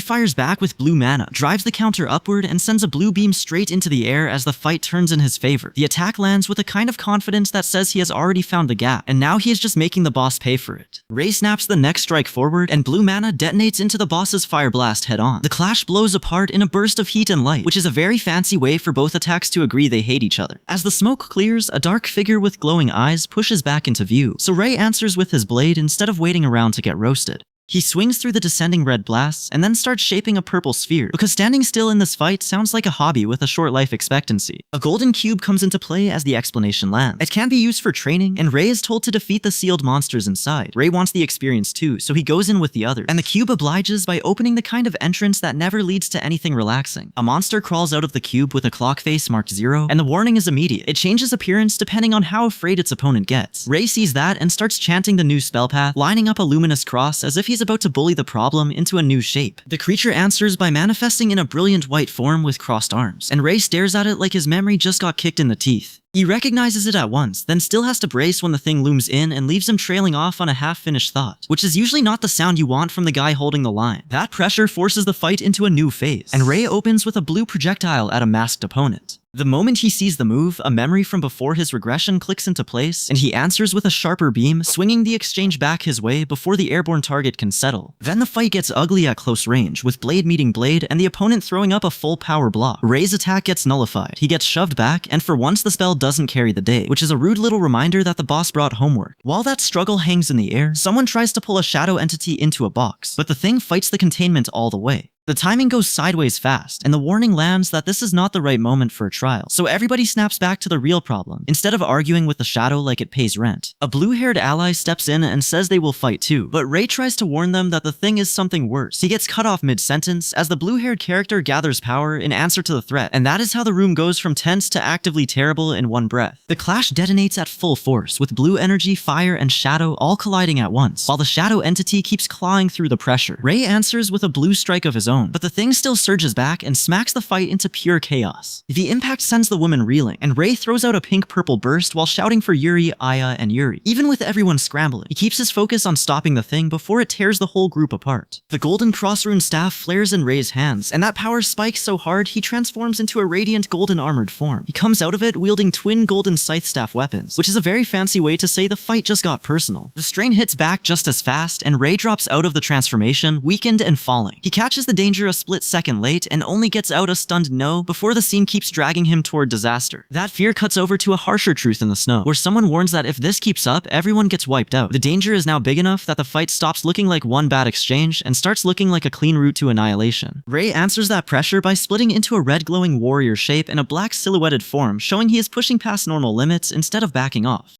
He tells Oikawa to leave it to him because Ray remembers a past life spent running from Black King and has decided he is done doing that. That memory hardens into a rule for him. If he hesitates, he does not move forward, so he refuses to stall even for a second. He spots that Black Shadow changed form through a skill, and that is all the invitation Ray needs to go hunting for it. Ray fires Skill Drain, and the purple-blue eruption rips the skill right out of Black Shadow. He immediately mutates into a towering white-haired form from the stolen power, because Subtlety clearly did not get the memo. Now fully powered up, Ray tears into Black Shadow with a barrage of claw strikes, and the blood flies with every hit. Black Shadow answers with dark claws of its own, turning the whole exchange into a brutal close-range grind. Even after all that, Ray still looks shaken enough to question what skill he just used. The scene then pulls back to a formal chamber where two figures kneel before a robed authority, and one of them delivers an official report about the incident. That report feeds into a second confrontation, with Ray and another figure facing off in obvious tension while an energy rips through the space between them. The shift is deliberate now. This is no longer just a dungeon problem, but a room full of ranks, titles, and people judging what Rei can do. A speaker thanks the waiting group for their patience, and then the identity card lands, Blue King Hojo Itsuki. He spells out that the dungeon's difficulty is around the level of Ikebukuro Dungeon, the same disaster site that wrecked Tokyo, which means the warning is not ceremonial at all. That explanation ends with a woman staring at someone and admitting the obvious. As expected, he's a monster. In other words, Rei keeps climbing, and the people watching him are starting to understand exactly why that is a problem. A woman starts to spill the truth, and the air around her cracks with magic before she can finish. Rei gets called by name right as the attack fires, which tells him this conversation is already past the point of being polite. Then Blue King Hojo Itsuki lays it out for Rei. He has been summoned here, and he knows exactly who Rei is. He says Rei used to be known as a true color king even among the kings, and the little burst of power in his hand makes it clear this is not just flattery. It is a test wrapped in respect. Blue King admits he adored Rei, then adds that he was drawn to Rei's words about the strong guiding the weak. For a second it sounds almost reverent, until he cuts himself off and admits that was only what he thought back then. That memory snaps into bloodier terms as the uprising hits and Rei is shown fighting through dark creatures in the red chaos. The story turns grim fast at the cemetery where the funeral explanation lands. Rei became a shield during the evacuation, and that is why everything ended up this broken. The mood shifts again when a dark figure pulls companions into a corridor and starts about to reveal a secret. Yuri then says the whole point of dragging Rei into that monster fight was to measure his strength, which is a very expensive way to admit they were checking if he was worth the trouble. Yuri finally says the quiet part out loud. She is openly interested in Rei. That confession loops back to an old dream of admiring someone and wanting to become a mage, and it leaves the room feeling less like a briefing and more like people sorting out what Rei means to them. Rei's face tightens, and then Black King steps in, radiating dark power inside a ritual circle, like the room just remembered who the real problem is. He starts a sentence about what he intends to do, then immediately uses that momentum to offer recruitment into the apostles of the Holy Staff. Rei answers with a hard standoff instead of a polite speech, and the whole setup widens into faction politics. Someone explains that these are the elite mages under Blue King's command, the apostles of the Holy Staff, and Rei gets the ugly little reminder that power always comes with a table full of people judging it. Rei's white-haired figure comes back into focus while one speaker admits he was hoping for a new member, but still is not sure. Then the real issue lands. Kurosaki Kai was once a member of the apostles of the Holy Staff, and past membership alone still does not prove how strong he actually is. Rei settles it by agreeing to participate, and the surprised reaction from the woman tells him that answer was not what she expected. He does not slow down to explain himself, because the next burst of power already tears into the battlefield. A warrior squares off against a pack of glowing-eyed creatures as the beast growls and the fight goes feral. Red claw marks flare on the hand, then the attack drops straight down into the monsters below, exploding the ground and leaving the power still crawling outward. By the end, an orange-haired character is laughing while standing over the wreckage, and Rei watches from behind, taking in the result without missing a beat. The laugh is ugly, confident, and exactly the kind of sound that means this next boss battle is already in full swing. The orange-haired fighter decides he's hunting them all solo, which is a bold thing to say while Rei is still down on the ground behind him. Then the mood turns into a victory lap anyway, with the trio laughing like they've already won something bigger than this room. A crack of blue electricity snaps through the air, and Rei and the others look over as the power display keeps climbing. Someone finally says the obvious out loud. Rei is going this far too, and that means the next part is going to get ugly. Rei answers with a golden white blast and sends it crashing into the beasts above him. The hit takes the fight from loud to stupidly violent in one shot because the floor does not get a vote. Kurahashi follows up with fire magic, throwing red-orange bursts straight into the chaos. As the others keep talking about the title of the man who has slain the most, the point lands fast. This group is dealing with someone with a real reputation, not just a loudmouth in a dungeon. Kurahashi cuts the chatter and orders everyone to focus on the boss battle. The moment that command lands, the whole team tightens up because something nasty is coming out of the dark. Then the boss finally shows itself, and the reaction says everything before anyone can even process it. One voice just stares at the thing and asks, "What is this?" which is usually the correct response when the dungeon starts getting weird on purpose. Magenta power surges up next, and the team lunges into the fight with spears and brute force. They rush in before the thing can settle because standing still in front of that kind of glow is how you end up as a cautionary tale. Inside the chamber, the team squares up against glowing purple enemies while the boss stirs in the middle of it all. Then the monster bursts out in cyan and purple energy, and the system callouts name it the boss of the Tama dungeon. The Chimera Beast level Tharma Tha. The Chimera Beast retracts its tendrils and compresses its core, sucking power inward like it's loading a punch nobody asked for. Then it fires a pink-red beam straight down, and the team has to brace or get folded into the floor. A female warrior blurts out that it absorbed the monsters it beat, and the boss answers with the kind of line that makes the room colder by force. It even hints that it existed before Rei's regression, which is a nasty little detail to drop right before the slaughter gets worse. A light-haired party member gets slammed back by the red wave, and the damage comes fast enough to scramble everyone's timing. The female warrior panics and asks if the male fighter finished it off, which is exactly the sort of question you ask when the answer looks bad either way. The male warrior manages a hit, the boss jerks from the pain, and for half a second it looks like they found the opening. Then the narration snaps the trap shut by revealing the other arm is still there, because dungeon bosses love a second problem hiding behind the first one. That second arm swings through and rips one of them apart, ending any optimism the team still had. Right after that, Ray steps back in with blue mana gathering around him, and the fight shifts from survival to desperate counterattack. Ray throws a purple-white blast into the air as the Chimera Beast answers with claws and a sharp, ugly charge. He slips the strike, keeps moving, and forces the monster to expose its glowing purple core with those cyan tendrils writhing off it. Ray fires back with a violet blast and finally cracks the rhythm of the boss fight. The Chimera Beast answers by erupting in red-crimson energy, and the shockwave catches Ray hard enough to leave him bloodied and reeled back on a raw, clipped breath. Ray is still eating that crimson shockwave when the boss keeps pouring red energy over him, trying to crush him before he can get his footing. The blast peaks, the pressure spikes, and it looks like one more hit would fold him clean in half. Black King answers with a massive fire blast that detonates right in the creature's face, and the warrior on the ground can only stare and blurt out that it might be enough to end it.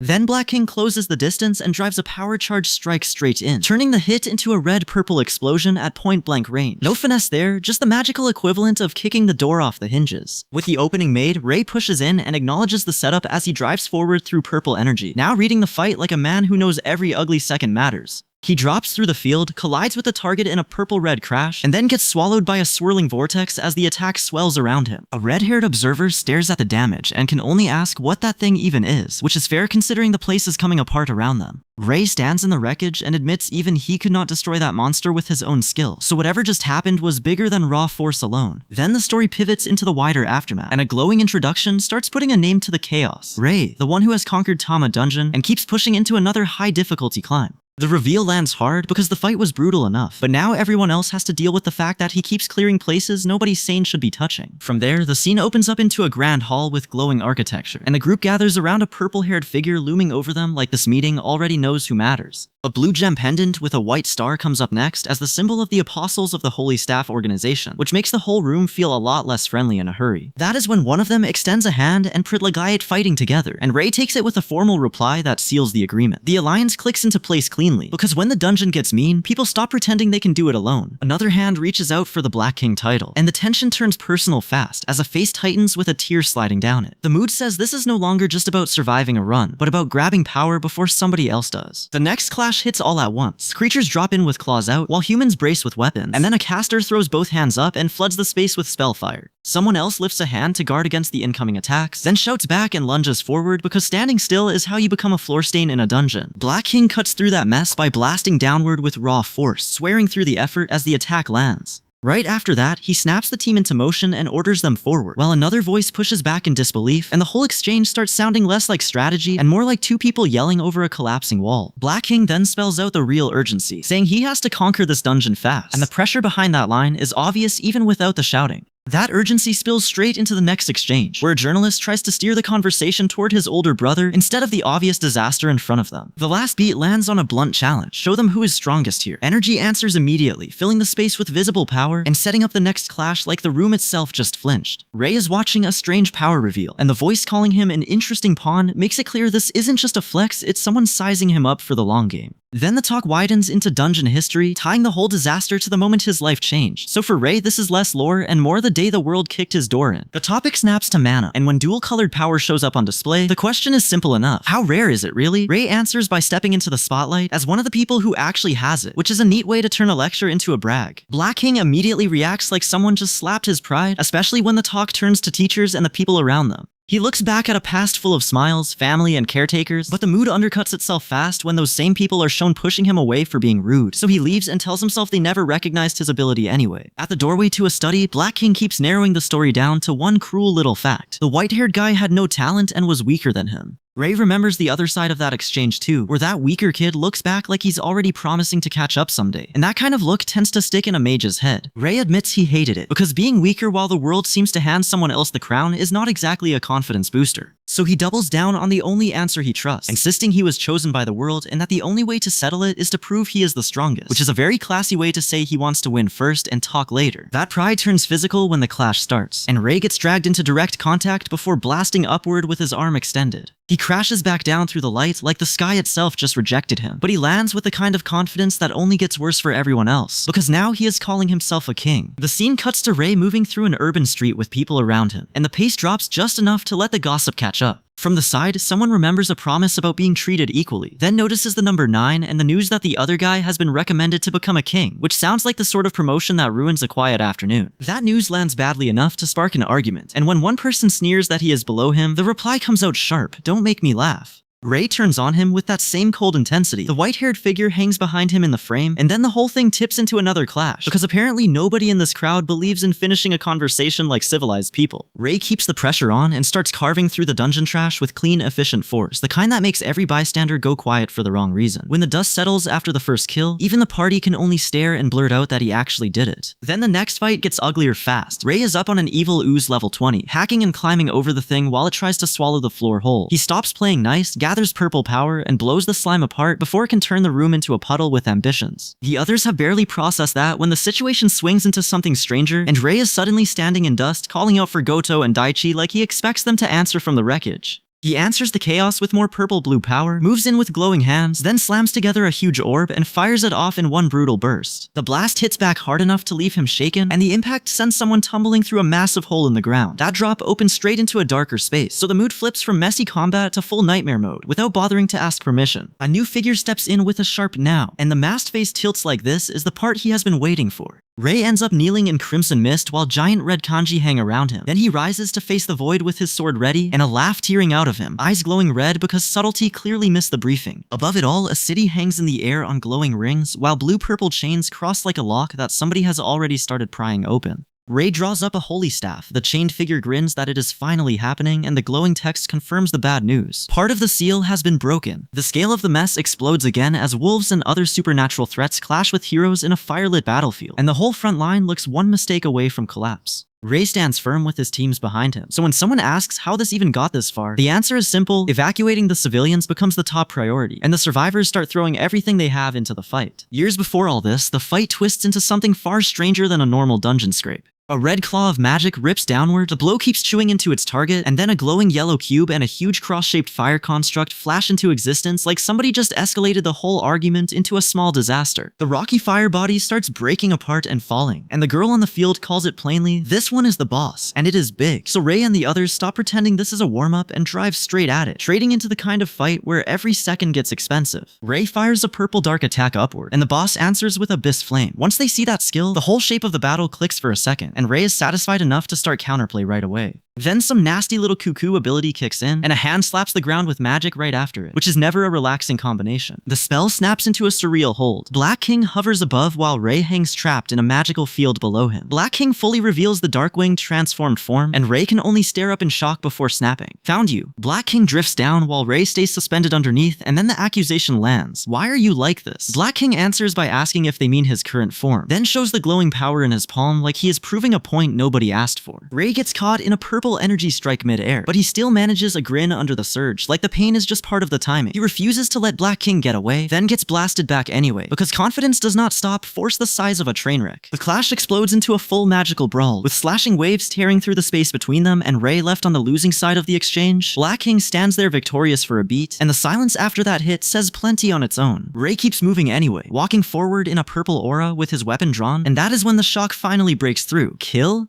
Then the realization hits hard that Kai wants to kill him, so Black King answers with a burst of energy, while Ray answers back with a red-charged punch, and the whole thing turns into a straight-up murder attempt in motion. Ray pushes back at the Black Mage's talk of brotherhood and keeps the fight personal, while Black King hangs above the others and shows off exactly how ugly that power gap is. The answer comes immediately as he drops a colossal beam on the whole field, because subtlety clearly missed the briefing. The blast slams into the fighters below and turns the air into screaming and sparks, with everyone getting shoved around by sheer force. Ray stays in the middle of it, still fighting through the pressure as the attack keeps raining down. Ray cuts in to block the next strike, and Black King meets him head-on in a direct clash that blows the space between them wide open. The impact erupts into a mixed magical explosion, the kind that makes everybody nearby regret standing in the same postal code. Black King keeps his cool after the blast and drops a cold little reveal about using his own body, strength, and power as the source of what he's doing. Ray snaps back at him to stop and calls him Kai, which is exactly the sort of thing that makes this fight get personal fast. Black King stands in the fading chaos and needles Ray for spotting nonsense even in the middle of a fight, then sends another purple strike straight down. Ray gets tagged in the exchange, but he doesn't fold, and the whole thing starts tilting into a raw contest of who can keep standing. Ray answers by flooding the area with a massive purple surge of his own, then drives forward through the colliding magic as the pressure builds again.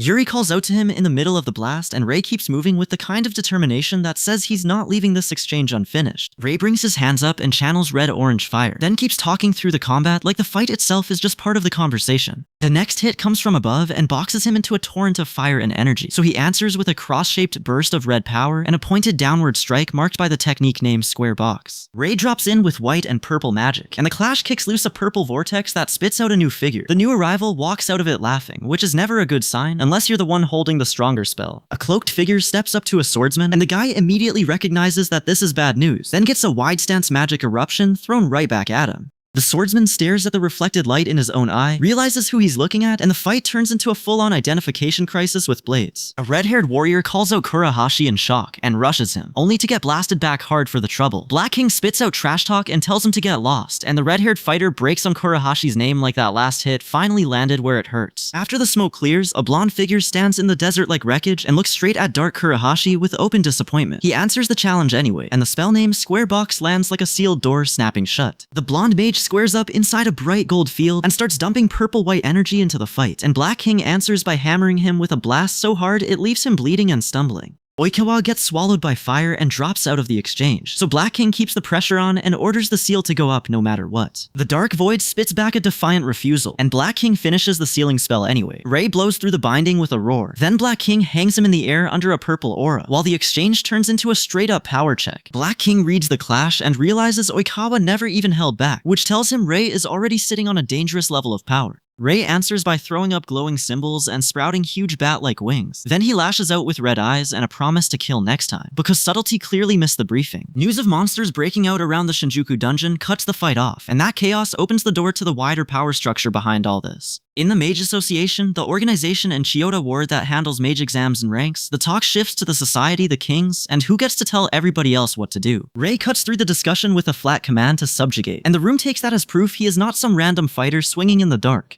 Then the judgment lands. Kurosaki Kai's behavior is ugly, but his power is real, and that matters more than anybody in the room pretending otherwise. Back on the fight, Ray and the others stand wrapped in golden aura, while he points out that this is the barrier skill at work. A small purple creature gets crushed under a looming shadow, and a cross-shaped strike, and Ray keeps chaining those glowing cross attacks down on it until the thing is just trying to survive the barrage. A dark-robed figure rises out of the wreckage while the defeated creature lies still, and the room's answer is simple. This power is intense enough to matter. Ray is seeing the real shape of this world now, where Black King can throw out a chaotic red aura, and a single masked glare already feels like a threat with a title attached. Ray keeps the pressure on with blue cross marks as Black King counts through the exchange, and that tells him these fights run on more than raw force. He answers by channeling a huge blue beam from above, then throws out another glowing cross while saying he'll help, because at this point, even cooperation comes with a spell attached. Black King answers with purple magic, stacks the sigils, and drives a giant cross-shaped beam into the ground like he is signing his name with explosives. The display finishes with onlookers staring from a distance, and Black King clearly likes the result a little too much. He calls the power wonderful and starts talking like the whole world is something he should reorder. Then the next step drops out of his mouth. Become a Demon King. The command lands, the Demon King reacts with interest, and the long white-haired figure chained in the mess says yes, which is a deeply ominous way to agree to anything. The duel shifts hard when a massive purple attack comes crashing down, and Ray has to shout just to keep himself in the fight. He frames the whole thing as his duty to stop the opponent, and the others hold their ground beside him because backing up now only gives the enemy more room to swing. The battlefield turns into a furnace when the red-haired fighter screams for everyone to get out and then gets buried under clashing fire and purple magic. Ray's side gets slammed by the scale of it, one ally screams in pain, the swordsman gets blasted backward, and the only honest reaction left is that this firepower is too much to walk into head-on. Ray decides the only way through is to make this a true one-on-one and sacrifice the opponent right here. He also admits the obvious. After that last battle, his opinion of this enemy changed, but not enough to make ordinary skills useful against a strike like that. So he answers with a magenta-blue explosion spell that erupts straight into a vortex, and the name Demon flashes up over the blast like a warning label nobody is going to read in time. Ray has gone from explaining the hierarchy of kings to forcing one of them to eat the spell that comes with it. Ray's demon spell keeps roaring upward, and the rival answers with a flame-charged beam, turning the sky into a brutal contest of raw output.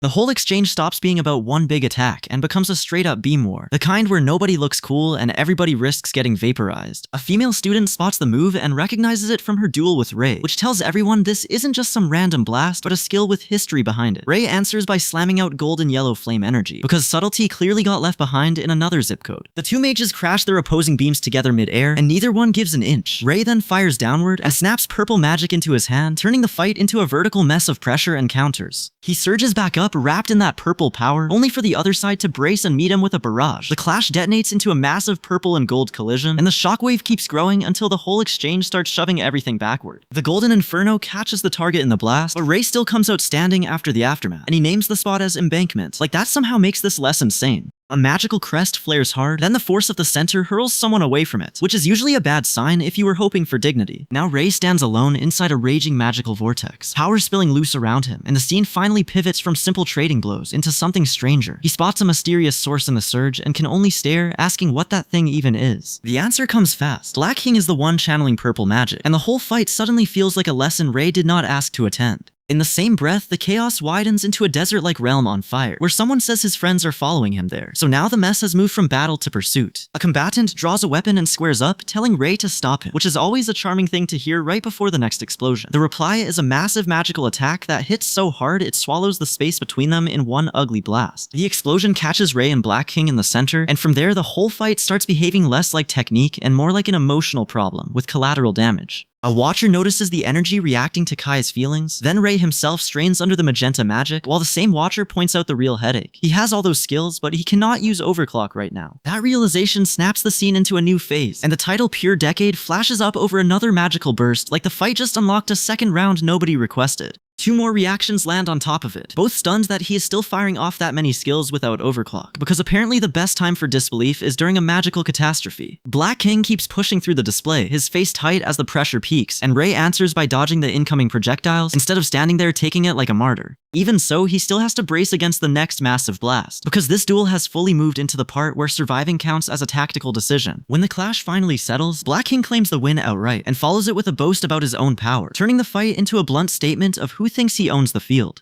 That leaves Ray staring down the ugly truth of the exchange. This isn't just a battle of spells anymore. It's a contest over who gets to define strength. Black King keeps sneering that Ray's strength means nothing compared to his own, and the insult lands like a victory lap nobody asked for. Then the pressure in the room shifts as a new presence turns toward him, and the dark figure finally gets a reaction out of someone who sounds shocked to see what is standing there. That shock gives way to a hard promise. If the next fighter lights up with fire and starts pushing power into the field, shouting for Kurohashi to come through. It is a messy, desperate kind of resolve, the sort that only shows up when someone is already past being polite. From there, the fight cuts to the ugly practical part of power, where one side asks if a skill can be entrusted and gets a blunt yes from the bedridden man on the other end. The plea is even worse than that, because he asks them to do it for his sake, which is a neat way to make borrow my strength sound like a last request instead of a favor. Then Burn Blast comes out, all heat and frustration, and the attack slams downward with enough force to make the whole exchange feel less like a duel and more like a boiler exploding in somebody's hands. A counter skill answers it with cold water-tinged force, and Ray watches the blue shot meet the magenta one before the blasts tear into each other. Ray realizes he has seen Yuri's technique before, so he stops treating the clash like random noise and starts reading it like a pattern. He throws out a blue and magenta burst of his own, follows it with a blue attack, and then eats the blast back when the fire catches him anyway. He forces one more counter anyway, launching Blast Furnace into the chaos, and the two attacks crash together in a fireball that should have settled things. Instead, the result only makes him mutter that it is impossible, because the opponent is still standing and only looks stronger for it. The opponent presses that advantage, drives in another fire-based strike, and Yuri gets knocked back hard in the exchange. Ray finally clicks onto the pattern and realizes what is really happening here. The technique itself is the problem, and that is why he cannot trigger overclock the way he wants to. Once that truth lands, Ray stops arguing about mechanics and starts naming the crime behind them. If those skills become the opponent's power, then the opponent is agreeing to sacrifice other people for strength, and Ray says it out loud before the whole thing collapses into a cold statement of death. The fallout hangs in the air as two people inside talk about the ones who just fell, and Ray goes straight for the throat. The opponent stole his overclock skill. He pushes the accusation farther, saying this is exactly what happens when someone steals other people's skills and decides other lives are acceptable collateral. By the end, Ray is left standing under the weight of that realization, thinking it through instead of charging blind again. The fight is no longer just about overpowering Black King, but about proving that stolen strength and sacrificed lives are not the same thing, no matter how much the other side pretends they are. Ray finally decides he has to change how he handles this power in the future, and Black King answers with the kind of mercy that sounds a lot like a threat. He calls it too late to regret now, then drives in with a purple surge, because apparently the lecture is coming with impact damage. Black King keeps pressing, hammering the air with a roaring purple burst until Ray gets blasted apart and scattered across the field. Then he stands there under that growing aura and says the ugly part out loud, both of them are selfish, and both of them know it. Ray throws back a final challenge, but Black King just closes the distance and stands over him with blood and purple light dripping into the scene. Ray apologizes, then makes one last move, and the system spits back Overclock as if it has finally been torn out of the wrong hands. That return of Overclock shakes the whole fight into something bigger, and the next exchange widens out into a mess of glowing interfaces, red eyes, and raw confession. One side admits the truth, says he still needs power, and Ray pushes back from across the gap, telling the masked figure that wanting strength does not make this excuse any cleaner. Then Ray stands in the middle of swirling magic and starts using everyone around him as part of the answer, calling Aya, Yuri, Oikawa, and Kurahashi together before flooding all four with his power at once. He channels harder, hurls the blast across the field, and the whole area erupts into debris, which is a very loud way to say teamwork just got weaponized. The battle snaps back into direct violence as Ray cuts through purple magic, squares up through the pressure, and launches another strike while the enemy keeps forcing power down on him from above. The demon recoils in shock at the hit, curses him from a distance, and Ray spots the real source of that strength in the core, which means this fight finally has something solid to break. Ray feels the sinister power leaking out of the core and instantly knows this fight comes down to one thing: break that source before it keeps feeding the demon. He cuts straight to the point, saying this power is not for his own victory or some noble speech about right and wrong, but for saving Kai. Then he slams out Burn Blast and sends Destructive Force roaring forward. That blast opens the door for the next wave of power, and the whole field starts mutating into something nastier. A black skill flashes, Abyss energy surges, and Ray drives it with his own hands instead of sitting back and letting the attack happen to him, which is a refreshing level of commitment. He keeps pushing harder, purple marks burning across his face as he threatens the enemy and floods the area with a massive magical burst. The purple field spreads so wide it swallows the space around him, and suddenly the fight looks less like a duel and more like a disaster with a pulse. Then the transformation question lands. Whatever this is, it looks like overclocking mixed with a form change, and nobody in the blast radius gets to enjoy the mystery for long. A dark figure answers with a magenta flare, then swings into a massive dual-colored attack that turns the clash into pure escalation. Ray answers with another purple burst, but Black King cuts in above him, hovering in white light and sneering that Ray still can't win. The beam drives Ray downward with his sword visible below, which is a rude way to treat a comeback. Then Black King stops looking human at all, and shows his horned beast form. Red eyes lit like he's decided subtlety is optional. He tells Ray, "I'm your big brother," and that one line lands harder than the claws, because now the monster has a voice attached to it. The scene slams into a weird memory beat as someone cries out Kai, and Ray falls off the bicycle, turning the chaos into a sudden jolt of confusion. The two trade portable gaming devices after the race, and for a second, the battle energy gives way to something much smaller and stranger. Ray's expression softens into a tiny smile, and then he walks into the room while something small shoots across in shock. He starts glowing with red energy and purple eyes, but his face tightens like he knows this should not be happening, even if it is. The aftermath hits next, with wrecked surroundings all around, and Ray checking whether everyone is okay. Before anyone can answer cleanly, purple energy erupts again, someone gets blasted backward, and Ray wakes on the ground completely confused, hearing Kai,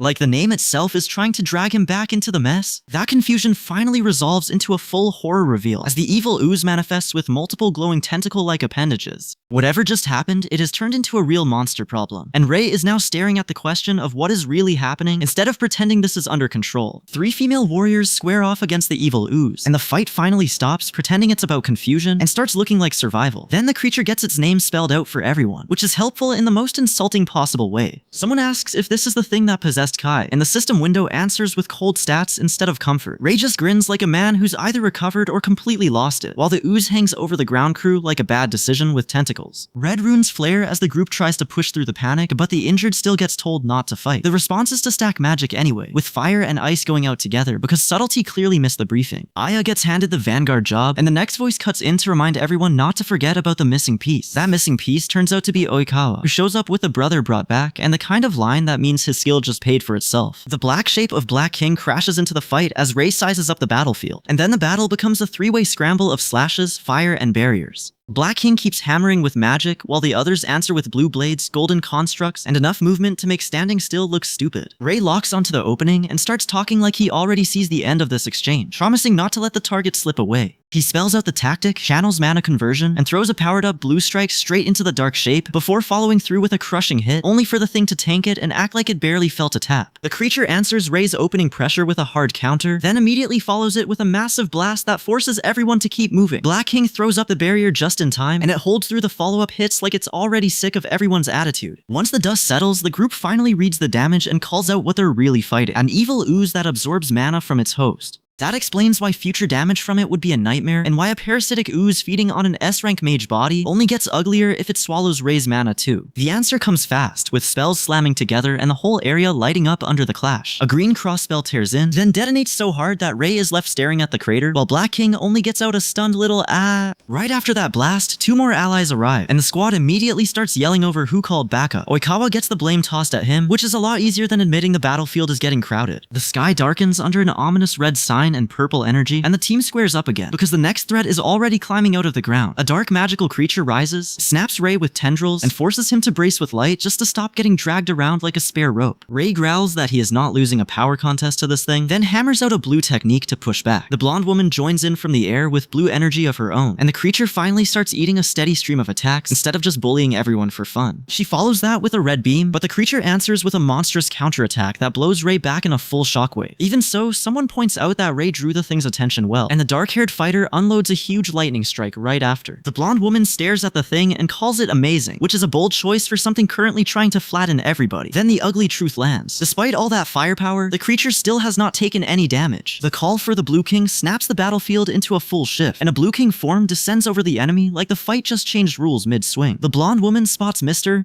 Hojo and freezes in shock, but he answers her cleanly and says the battle is over. Then the last burst of power slams down to finish the exchange. That ends one threat, and the next one crashes in immediately. A massive dark beast hurls magical blasts at the group, forcing everyone back into defense. Someone lands a heavy counterstrike that finally draws blood, so the creature can still hurt them instead of just tanking everything forever, which is a small comfort and a terrible one. After the dust settles, the calm face on Ray says more than the room does, because he looks satisfied only after the chaos stops. Then he jolts awake in a hospital bed, confused about where he is, and the caretaker calls out that Ray is finally awake, while the white-haired man stares at him like he has seen a ghost with good timing. The shock spreads to the woman beside them, and her alarm makes it clear this wake-up is not a normal recovery. Then the scene darkens into a strange omen as a dark winged creature manifests overhead in mystical energy, which is exactly the sort of thing that makes a quiet room stop being quiet. From there, the story turns inward for a second. 2 people sit at a table, and one tries to calm the other by saying a monster took over the body, so the actions are not fully their fault. That explanation matters because it gives the team something to hold on to, instead of just blame, and this guy needs that kind of breathing room right now. Then the whole party gathers in the grand hall before the glowing figure on the throne, and the 7 of them get told they handled the incident well together. The follow-up makes it official that the problem is solved through everyone's effort, which sounds tidy until you remember how many things had to go wrong first. That fragile calm burns away into a citywide apocalypse, with fire swallowing the streets and then the whole landscape. The destruction keeps spreading until the world looks like it forgot how to be habitable, and that is exactly the kind of future Ray is trying to outrun. In the middle of that wasteland, Kai spots Ray and realizes it, without needing another word, which ties the burning world straight back to him. Ray stands there with flowers in hand and starts asking about them, and the question lands like he is already standing at the edge of some loss he cannot afford to repeat. Then the narration shifts into the reason people are dead, and the answer starts with Ray standing alone on a rooftop while blood splashes overhead. The next flash is uglier. An armed man strikes a youth while the youth begs him to stop and then calls him trash once he is down, because apparently restraint did not make the guest list. Even after that beating, the youth keeps pleading to become his disciple, and the persistence finally corners the other man into accepting followers. He grumbles that they are too stubborn, then admits it is too late to complain and they are all bound together now, which is a very dramatic way to get stuck with a fan club. Ray then turns his mind to what it means to be a purple king, or even a demon king, with power gathering in his hand while he thinks it through. That reflection carries straight into his regret on a sunset horizon, where he admits he could not even protect his friends, and the next line makes the burden sting harder by admitting city damage is unacceptable, even if dungeon damage is fair game. The stretch ends with Ray standing on the reddish ground and turning away with that same cold, distant edge he gets when the weight of everything lands at once. It is the look of a man already carrying the next disaster before it arrives. Years before the present, Ray stands in the middle of a ruined street at sunset, getting hit with the same ugly conversation from someone in front of him. The burgundy-haired mage is furious, waving his arms and yelling that if he stays powerless, who is going to fight the evil creatures when they show up again? While Ray fires back that a mage like him getting stronger would be far more dangerous. Ray keeps pressing him, saying he already failed and is just running away, and the burgundy-haired mage snaps back that Ray knows everything about him. So what does Ray actually know? That turns the whole thing into a blunt accusation instead of a clean argument, which is always a fun way to ruin a sunset. Ray's own thoughts cut in next. He knows those excuses are only excuses, but the real damage comes from the fact that this reckless dungeon conquest already turned into a rampage. Worse, once the Purple King incident leaks to the media, he decides it is better to erase any connection with Rei entirely, because dragging him into that mess would just spread the stain. After that mess, the story shifts forward into safer ground, with an adult and child sharing a quiet domestic moment before the bigger stage opens up. The conversation lays out the next step plainly, a battle competition between mages, a mage tournament, and that means everyone with a name and a grudge is about to show up. The tournament gets confirmed in front of a wide arena packed with competitors, and the purple-haired man locks in his resolve to enter after coming this far twice already. He makes it clear that losing here would be shameful, especially if the opponent is not even a king, which is exactly the kind of rule that sounds simple until everyone starts swinging for it. In the formal arena setup, Hojo appears and gets addressed directly, and then the decision lands. The tournament is not just a side event anymore. Rei hears that the primary color kings and their apostles are joining too, so this thing is turning into a magnet for every dangerous powerhouse in the room. The opening ceremony starts in front of the stadium crowd, and the announcer spells out the prize before the fighting even gets rolling. He names the competitors, then explains that this tournament is basically a full-on clash of mages, which is a very polite way of saying everyone is about to embarrass each other in public. Once the ceremony breaks open, the stadium lights up with energy, and the competitors finally slam into each other. The clashes erupt hard and fast, and the prize box sits there waiting for whoever survives long enough to open it and claim the letter inside. The announcer makes it plain that the prize box is the whole point of the day, so every mage in the stadium starts caring a lot more about winning than looking impressive. Then the action spreads out across Tokyo's skyline, with portals and magic circles flaring open as the tournament shifts from ceremony to open competition. Somewhere near the glowing tower, the match turns into an objective hunt, because the key is waiting at the top, and the route map splits it into 3 possible climbs. Rei shoots upward with the others, and one rival even blurts that he is taking the trophy back, which is a brave thing to say while flying toward trouble. Shion steps into the spotlight with her name tag and that cool glowing aura that says she is not here to make friends. The ceremony wraps up with 5 minutes left, and the announcer hypes the next phase as a magic festival where every mage is about to start measuring pride with fists and spells. The arena opens up from above, and Oikawa explains that he got smashed by Shion, kicked out of the Apostles of the Moon, and only kept going because the Blue King helped him after. He still squares up anyway, because once the battle starts, there is no point acting polite about it. Oikawa fires first, throwing out a red-orange blast to kick the fight off, and the whole field answers in kind. That is enough to officially start the battle, which means the stadium stops being a venue and turns into a very expensive pile of active damage. Rei and another fighter scramble out of a gorge, only to realize they have run straight into the Apostles of the Moon team. Once that sinks in, the enemy starts pressing hard with arrow and lightning attacks, and the warning lands that every one of those apostles is a top-tier A-rank expert. Rei keeps pushing the point that mage strength is not just about color count, and then the battlefield answers him by going bigger.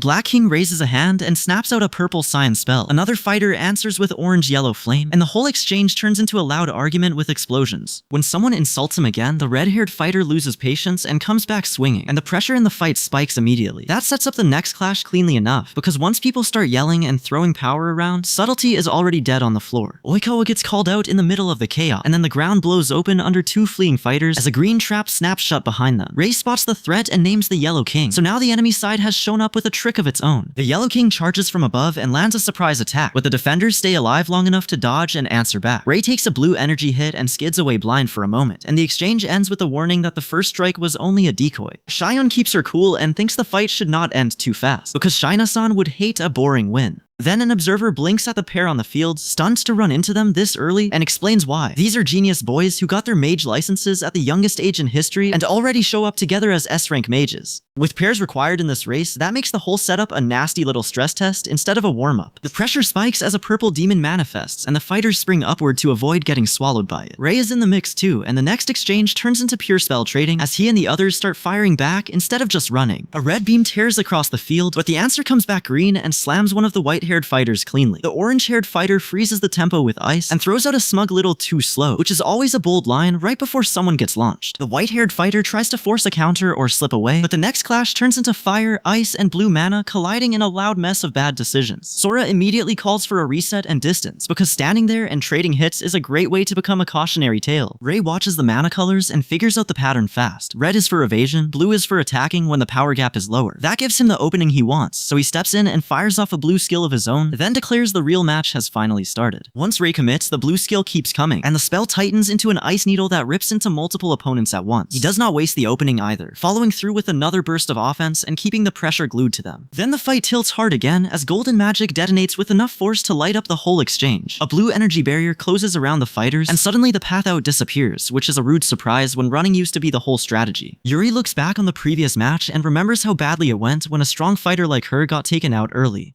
That leaves the team in a brutal 1 versus 2 situation, and even if Hiragi is clearly top class, she notes she already fought him last year, so this is not exactly unfamiliar pain. A male mage drops a yellow golden lightning spell straight down at the opponent, driving the point home that the fight is still very much live. Up above, the opponent sees Hiragi resting calmly on the high ground and realizes he is not taking this battle seriously at all, which is a horrible thing to notice when the spell is already flying. Cheyenne brushes off the need for clumsy support and makes it clear Hiragi can handle himself just fine. Then she snaps the next order to Aya, telling her to switch gears because if the first plan is getting chewed up, the only sane move is to change the fight before the trap eats the rest of the team. Cheyenne keeps the pressure on, charging that yellow gold spell again, so the trap never lets up. Aya and Hiragi answer together, stacking channel magic and an upward cast, as a dark creature looms overhead, which is exactly the sort of timing problem that ruins a clean plan. Aya flips to ice and brings out a summon spell with a crest, then warns that something is coming. When the next hit closes in, she barks to Aya-chan and orders the combined magic to blow right there, because if the net is closing, the answer is to detonate the net. The cross-shaped seal flashes neon and the whole setup erupts in one huge blast. Shion barely stays in one piece, muttering that it was close, then plants herself to face down the massive entities still pressing the line. The counterfire keeps scaling up until one fighter is swallowed by yellow lightning and another is boxed in by glowing orbs. The two women stare at the rain of yellow energy and the answer comes fast, because this fight is now a numbers game and the numbers are getting rude. A second wave slams in with yellow-orange fire and neon projectiles everywhere, and the white-haired fighter spots the trick. The enemy just raised the count all at once. He grumbles that last year was not even the full power, which is a nasty sentence to hear, while fire is still falling. The white-haired fighter ends up on the ground in the debris and admits Aya-chan's side is in worse shape than expected, but the red-haired fighter fires back that he still has the results of the training he did with Yuri-san, and that is enough to drag everyone into one more round. Black King answers with a multi-bladed fire spell and calls it Meteor Blaze, turning the sky into a meteor shower with bad intentions. Xion stands in the middle of it anyway, then throws up a golden shield and starts feeding yellow energy into a counterspell instead of letting the sky win. She snaps the counter upward, then follows with spiraling magic, until both sides are left staring each other down after the exchange. For a beat, nobody looks sure what just happened, which is usually the calm before the next thing explodes. Then the magic surges again, and the whole setup tears open with force, yanking the story into a new crisis.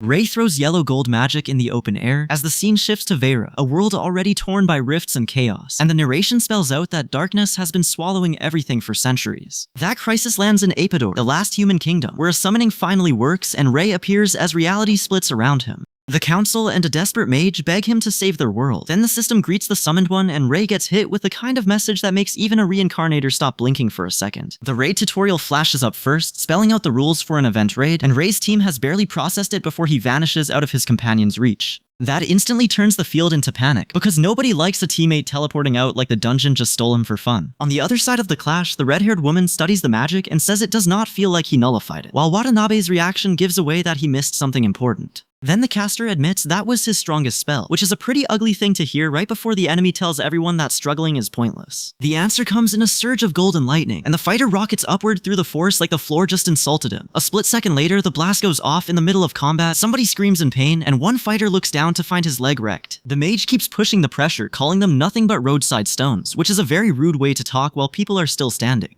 Aya hears that and refuses to fold, forcing red and white power through her body even while she hurts because she wants to keep going and get stronger and, more honestly, get closer to Rei. Aya still manages one more push and starts activating a new form, just enough to keep her feet under her. That momentum carries the whole fight forward into another battlefield, where the scenery turns into lava and giant claw-shaped symbols drop through the fire like the trap designer was having a very bad day. The new route is all heat and bad choices, and one of them immediately asks if they are really supposed to walk through this. Rei does not waste time comforting anyone, telling the group that complaining changes nothing, and they have no choice but to go. Then the trap detonates and blasts them upward in a wall of fire, which is a brutal way to prove the point. Rei curses the Primal Color King for building something this insane, then turns right around and assigns the shield roll to the orange-haired fighter, telling her he believes she can hold it. The pressure keeps climbing, and Rei even asks if they should be worrying about themselves instead. The blonde fighter snaps back that they are all in danger too, and Rei follows through by checking whether Shion can handle what is coming next. Shion answers that kind of challenge by shutting the distance down completely, grabbing the dark-haired man by the face and forcing the whole exchange into a personal standoff.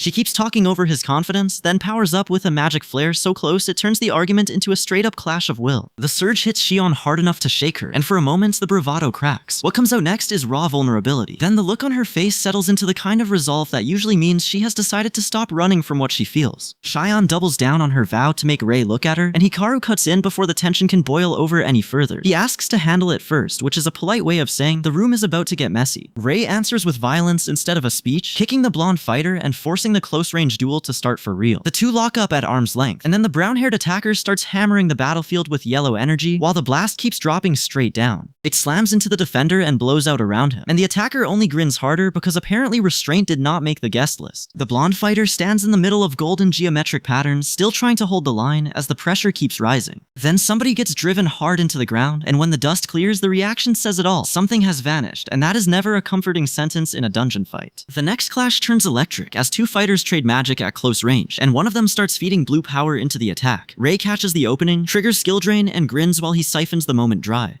So when he and another fighter go airborne over the third figure below, he is already riding the rhythm of the fight instead of chasing it. A green blast detonates below them, and the exchange jumps from offense to outright disaster. One fighter mutters that it is about time, then pours out yellow lightning and keeps building with a furious flame aura, while Ray reels from the blast and realizes the floor itself is starting to give way. Someone warns Ray to prepare for the fall, and he drops with the ugly kind of quick thinking that only shows up when the ground disappears under your feet. He immediately starts weighing the reset, because if this collapse forces another restart, that changes everything for him. The fall carries them into a blue icy cave structure, and Oikawa shows up in the middle of the wreckage to call out the trap. Another voice asks if the cave-in was planned, and Oikawa answers with the kind of line that makes cooperation sound optional. He will not show mercy even if the target counts as an ally. Ray keeps moving as the pressure spikes again, while the dark power above and the ability below clash in the same collapsing space. Then the brown-haired fighter steps in and asks to talk to Ray directly, and Ray, clearly not in the mood, just stares back and goes, "What?" The brown-haired fighter lays out the event rules plainly. The victory condition is to secure the prize. Ray does not budge for a second and flatly refuses, which is about as close as he gets to a diplomatic response when somebody tries to hand him a trap with a ribbon on it. The winged fighter tries to justify the hit as simple safety, saying an injury in a practice match would ruin things when it actually counts. Ray doesn't buy a word of it and snaps back with an accusation of lying, because he can smell a setup from a mile away. Ray starts to push the excuse aside, but the other side keeps folding under the pressure until the denial comes out half-finished. Then the realization lands. He looks familiar, and that familiarity makes the whole exchange feel even more cursed. The next claim goes straight for the throat, insisting Ray can never reach Shion and is foolish for even trying. Ray fires back that this is just another lie, and the reply is sharper than the first one, calling out the frustration underneath it and the refusal to accept defeat. With the argument collapsing, the fight jumps back to motion as Ray and the other mages trade blue magic while one watches from the side. The pressure turns into movement toward the tower, because once the route is clear, everybody wants the same prize. Ray keeps the team's strategy grounded, refusing to hand the tower away just because somebody else gets there first. That leaves them pressing forward anyway, and before long, Ray and one other stand at the tower's interior, where the air already feels like a bad idea. The moment the trap snaps shut, a dark mage with glowing claws grins and says he predicted this outcome. On the other side of the chamber, Ray squares up against a huge beast-like creature, and the answer is immediate. Magic slashes out, the creature gets torn open, and the beast is left badly wounded and pinned down. A white-haired fighter faces the dark-haired mage and starts to say this feels just like the old ordeal, right before everything erupts around him. The destruction sends someone flying, the drone cameras are destroyed, and the broadcast cuts out, so the venue is suddenly blind to what's happening in there. With the feed dead, the white-haired fighter starts wondering who this opponent even is, then cuts himself off as the next attack forces the question anyway. The Dark Mage drags Black King into the conversation, and the clue is enough to make the people nearby notice that something about this body is changing fast. A masked man laughs while the dark-haired fighter reels, and the laugh makes the whole setup obvious in the worst way. Then Shion's identity comes into focus behind a purple glow, and the room tilts into a much uglier kind of revelation. For a beat, everybody wonders if Shion is actually gone, and the silence does the heavy lifting. And that fear turns into a new theory fast. Maybe the masked man is possessed by a monster just like Kai was, and the masked man's grin says he's heard that guess and enjoys it. The tension stacks vertically as possessed Shion looms over the others, and now the whole confrontation has a clear monster at the top of it. He taunts Oikawa about laughing when that promise got mentioned, then twists the knife by asking whether Oikawa is happy now that he finally gets to fight the rival he was so obsessed with. Shion's body finally says the quiet part out loud. Whatever was in him is gone, and all that's left is an empty husk. That lands like a punch, because now Ray and the others aren't just fighting a possessed ally, they're staring at the cost of losing one. Shion pushes the standoff to the edge and refuses to let this keep going, while Black King keeps that red aura burning and swears he will never back down. The thing wearing Shion's face just stares with a demon grin and laughs off forgiveness like it's some childish club rule. Then the energy shifts hard as Black King draws gold power into his hand and fires off a star-bright blast to test the enemy's limits. He does not bother hiding the point of it either. He wants to see how long this thing can last, which is a rude way to start a conversation, but an effective one. The glare drops Ray into a memory, and Shion's name comes back to him like a wound reopening. That little pause matters, because the fight is no longer just about winning now. It's about what gets left behind when power keeps taking people apart. The memory turns to a different conversation. A blonde girl asks if the Yellow King is really the dark-haired boy's father, and she admits she wants to grow strong enough to inherit that title someday.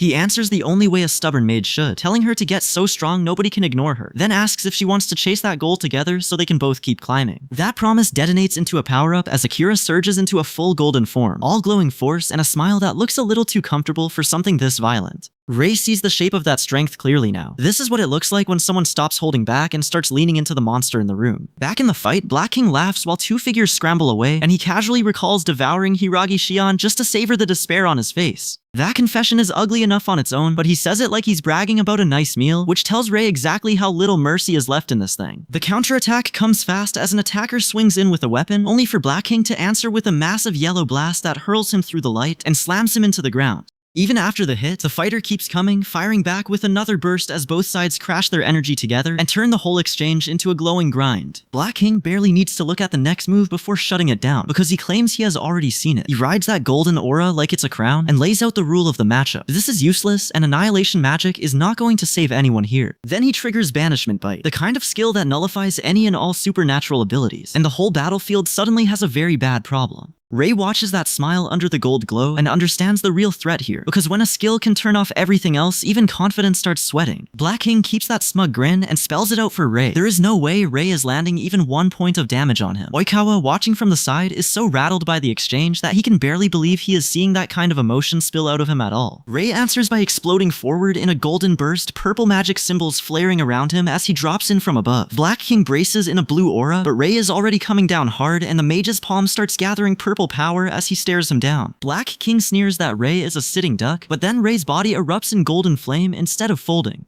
Rei just smiles and drives the point home by smashing into Black King's golden barrier, and the collision throws out a red-orange sigil before the whole structure blows apart in yellow and purple fire. In the middle of the chaos, Rei remembers Aya's advice. Black King has to touch his target to use annihilation magic. That means fast attacks can slip through before he gets a chance to react, and Rei leans into that weakness instead of giving him room to breathe. Rei floods the fight with purple-blue energy, and both sides start slamming magical power into each other until the blast wave hits like a truck. Rei fights through the pain, spits out that Black King should not underestimate him, and follows with a flurry so fast it leaves slash marks everywhere. Black King stops the incoming strike with a barrier and breaks into a laugh, then immediately starts building the next layer of his counterattack. Rei realizes too late what is coming, and Black King's response detonates in a massive explosion that tears the fight wide open. After that crash, Rei pulls back and notes that an Abyss Veil monster should not even exist in this world before his regression. He starts connecting the dots on the other irregularities too, but the next answer arrives the hard way, when a massive demon form surges up in magenta aura and the battlefield turns into a full-on power struggle. The demon's pressure slams into the clash, turning the whole exchange into a brutal burst of raw force. Rei gets caught in the blast and screams as the energy tears through him, which is about the worst possible time to learn the enemy still has plenty left in the tank. The blast hurls Rei backward, and the fight only stays alive because the others throw up blue magic to catch the momentum and slam back at the pressure. Their counter gives him a breath, but the purple aura ahead is already thickening into something worse. Shion cuts in and snaps at Shine-san, then bites down on the situation and commits anyway. Right after that, a horned silhouette rises in the purple glow, and Black King starts bragging about pure power like he wants everyone in the room to hear it. Black King keeps pressing the point, mocking humans as fragile and promising to crush them flat. The threat is simple, ugly, and immediate, which is usually the part where things start going wrong for everybody. The humans answer with a flurry of strikes and a golden beam, trying to overwhelm the demon before it can settle in. One of them even starts channeling power through the body and calls for a shapeshift, turning the whole exchange into a race for a bigger tool. That gamble becomes a stake attack, and the golden spear drops straight toward Black King. He barely even flinches, says it will not work, and knocks the attack back with sheer force like he is swatting away a nuisance instead of a kill shot. Then the real theft begins. Black King throws out blue and purple energy and openly says he is snatching that power away too. The skill drain ability activates, and now the enemy is not just blocking attacks, he is stealing the engine behind them. Rei fires off bright blue-white counter magic, but the spell fails to trigger when he needs it most. The demon lands the hit anyway, flings him back, and claws reach in as Rei realizes the timing has gone completely rotten. Rei throws up Quintuple Wall, a 5-fold barrier, hoping raw layers will buy him a second. Black King crashes straight through it, the spell keeps expanding uselessly, and Rei gets flattened anyway, because apparently barriers can still be bullied. Rei and the others manage to regain footing together in mid-air, but he is already thinking about the pattern instead of the pain. He mutters that this looks like what happened with the Dullahan, and that matters because it means this enemy is playing the same kind of skill trading game. Black King grins through the chaos and talks like this is all going exactly his way. Ray, even claiming he can reach his objective with ease. Then he laughs it off as if Ray has not already seen enough to know the monster is enjoying the count of every mistake. He finally spells it out. After devouring them, he plans to use their bodies as skins too. That turns the whole battle from a simple overpowering into something nastier, because the enemy is not just trying to win, he is trying to wear victory. Ray pushes for a strategy, saying they need Evil Mind if they want any real shot, but the plan still depends on using Shion's skill for him. The second he says that, the fight stops being about endurance and becomes about whether they can steal enough power before Black King takes the rest. The explanation lands first. Evil Mind is the kind of spell that turns one hit into a chain reaction, so Ray knows he cannot just tank it and hope for the best. Shion fires back anyway, but the attack is already coming in hot, and Ray braces as the blast catches him squarely. Shion answers by throwing Evil Mind straight back into the fight, and the spell blooms into glowing projectiles all around the target. The enemy tries to smother the field with a swarm of orbs, but Ray cuts through the setup with nullification and shuts the whole thing down, only to get knocked backward by the recoil for his trouble. Shion shakes off the recoil, resets fast, and starts channeling again, while the demon spells out the ugly little trick behind its skill drain. Its contact-based drain fails because Ray's exterior blocks the touch, which means the monster loses the easy win and has to fight straight for once. With the cheap drain route gone, the demon exposes its glowing core and basically dares them to hit the center. Then the battle turns ugly and airborne, as the dark winged thing rises over the fighters, roaring that they are lower life forms and that their hope is next on the chopping block. Ray keeps pushing forward anyway, gathering golden power with the kind of focus that says he is done improvising. Shion matches that confidence, flashes her own geometric energy pattern, and the three of them start folding their power together instead of fighting like three separate disasters. The combined strike slams in so hard that the demon finally panics, then screams as the golden energy buries it. That opening pays off the whole plan in one ugly rush, because once they force the monster onto the back foot, Ray can keep the pressure moving toward the next target. From there, the fight expands into the next stage of Ray's climb. One fighter carves into an armored foe with a yellow-gold clawing strike, while Oikawa calls out to a younger companion at night. The magic on the field starts clashing in blue and purple streams, which is exactly the kind of noise Ray needs when he is building a better arsenal instead of just swinging blind. As the scene shifts into sunset, a dark-haired Ray holds a glowing orange orb and agrees to keep moving forward. The talk turns practical too, with the suggestion that if they are smart, they should combine skills into a real weapon set, because showing up with one good trick in this world is a great way to get flattened for free. That idea settles into the Bond scene as two characters grapple in the fading light, testing each other instead of holding back. Then the taunt lands right on the sore spot, with the challenge that he wants his old man to acknowledge him. And suddenly, this is not just about power anymore. It is about being seen. Ray and the others lock fists and hands, then the mood snaps hard as Black King's presence tears open into something huge and red-black, all tentacles and bad intentions. Ray stares at it in shock because the thing is literally eating a person, which is a pretty rude way to enter a conversation. The shadowy figure with red streaks hangs there like a warning sign, and Ray immediately wonders why Kronos is showing up here at all. When someone actually says Kronos out loud, the whole situation gets uglier fast, because now the name matches the pressure in the air. Ray can tell this is only Kronos' shadow form, but the aura still hits like a truck. Then Kronos turns to Black King. Black King demands to know who he is, and the answer comes with a cruel little grin. He has been watching every move Ray makes. That leads straight into the ugly part, because the memories of every monster tied to Ray's regression start lining up in his head. He realizes Kronos may have been behind all of them, and the second that thought lands, Black King starts to reveal something even worse. Before Ray can finish the thought, he gets snatched up midair and cut off, which is a very unfair way to lose a sentence. Black King then spells it out. Ray has come from the future, and that means this fight is no longer a mystery, just a hunt. A call for Raikun snaps through the chaos, and Ray answers with force, even if it leaves him slammed down and hurting. He pushes back through the pain anyway, because if Black King is going to stay in his way, then Ray has no choice but to take him out. The battle then erupts into full scale as Black King unleashes a spiraling red attack, and Ray answers with twin golden beams crossed into an X.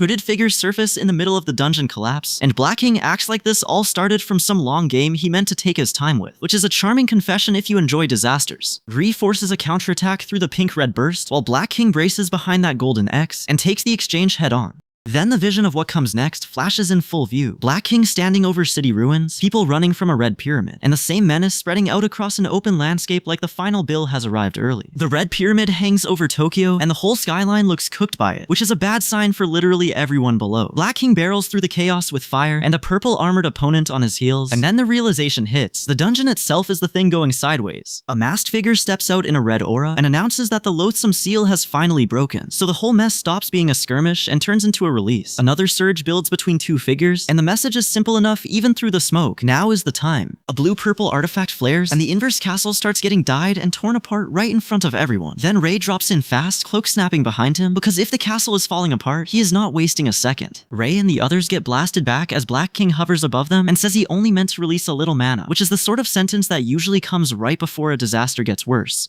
Then Black King admits he broke the seal on his main body by force, so now the full power is loose and nobody gets to pretend this was controlled. With that much power on the table, the only move left is to go after Kronos, and Ray makes it clear he will not let this chance slip away. His form shifts, he launches in, and the whole exchange feels less like a duel than a desperate rush to grab the deciding skill before the window slams shut. A title card cuts in for Vera, Gates of Eclipse. Then the story jumps ahead 3 days after the fight with Kronos. That battle leaves several dungeons collapsed, and the damage spreads fast enough that the governments have to call it a state of emergency. While 2 mages hold back approaching monsters, and a red spell flashes across the front line, the problem stays ugly anyway. They contain it for the moment, but not everywhere, so people get forced out of their homes, and the broadcast says the quiet part out loud. At this rate, the world collapses. That leaves only one real answer, and the briefing spells it out for everyone in the room. They need to defeat Kronos, the source of all evil, so the hunters and mages gather the full council, trade what they know, and line up for the final push. A wolf emblem group turns forward as the last pieces click into place, and Ray finally sees the shape of the endgame. With the truth clear, he commits to the only plan that matters now. Unite every scrap of power and use it to bring Kronos down. 2 women step up and say they're fighting too, so this isn't some last-minute hero-only suicide mission. Around them, the earlier warning still hangs in the air. Dozens of A-rank mages already tried to tear down the barrier around the inverted castle, Tokyo's nightmare landmark, and it barely blinked. Ray takes that in and presses for the real problem, because if the castle stays protected, Kronos stays out of reach. The plan finally snaps into focus. Destroy the barrier first, then go after Kronos. 5 mages gather with their eyes locked forward, and Ray sees that the room has moved from panic to preparation, which is a much better look on everybody. When the white-haired mage says they were ready, he means it in the most useful way possible, not the inspirational poster way. At headquarters, the commander settles the operation date and orders the attack on the inverted castle to begin. The castle hangs over Tokyo like a black wound, and the commander spells out the bad news. Its barrier is not ordinary, so this is going to hurt before it helps. Ray stays with the group and hears the next instruction clearly. Keep preparing, because the ugly part is only getting started. Cheyenne turns up with Rio, and the exchange is weird enough that even Ray can feel it. Before the grand festival even starts, something about Cheyenne feels off, and Rio finally says the quiet part out loud. Someone has been helping him all this time. Cheyenne's expression shifts, Rio answers with a plain yeah, and that tiny confirmation lands harder than a speech ever could. While one side catches its breath, another fighter gets told to rest and flat out refuses. Ray is still locked onto the same target, Kronos, and once he says it, the others start lining up behind him, instead of standing around pretending this is someone else's problem. One by one, they offer to help, which is handy, because a god of space and time is not a solo project. Ray says he has an idea, and then he makes it plain. If he's right, they can push the others even stronger. That is the kind of sentence that makes everybody stand a little straighter, because stronger is exactly what they need before they throw themselves at the castle in the sky.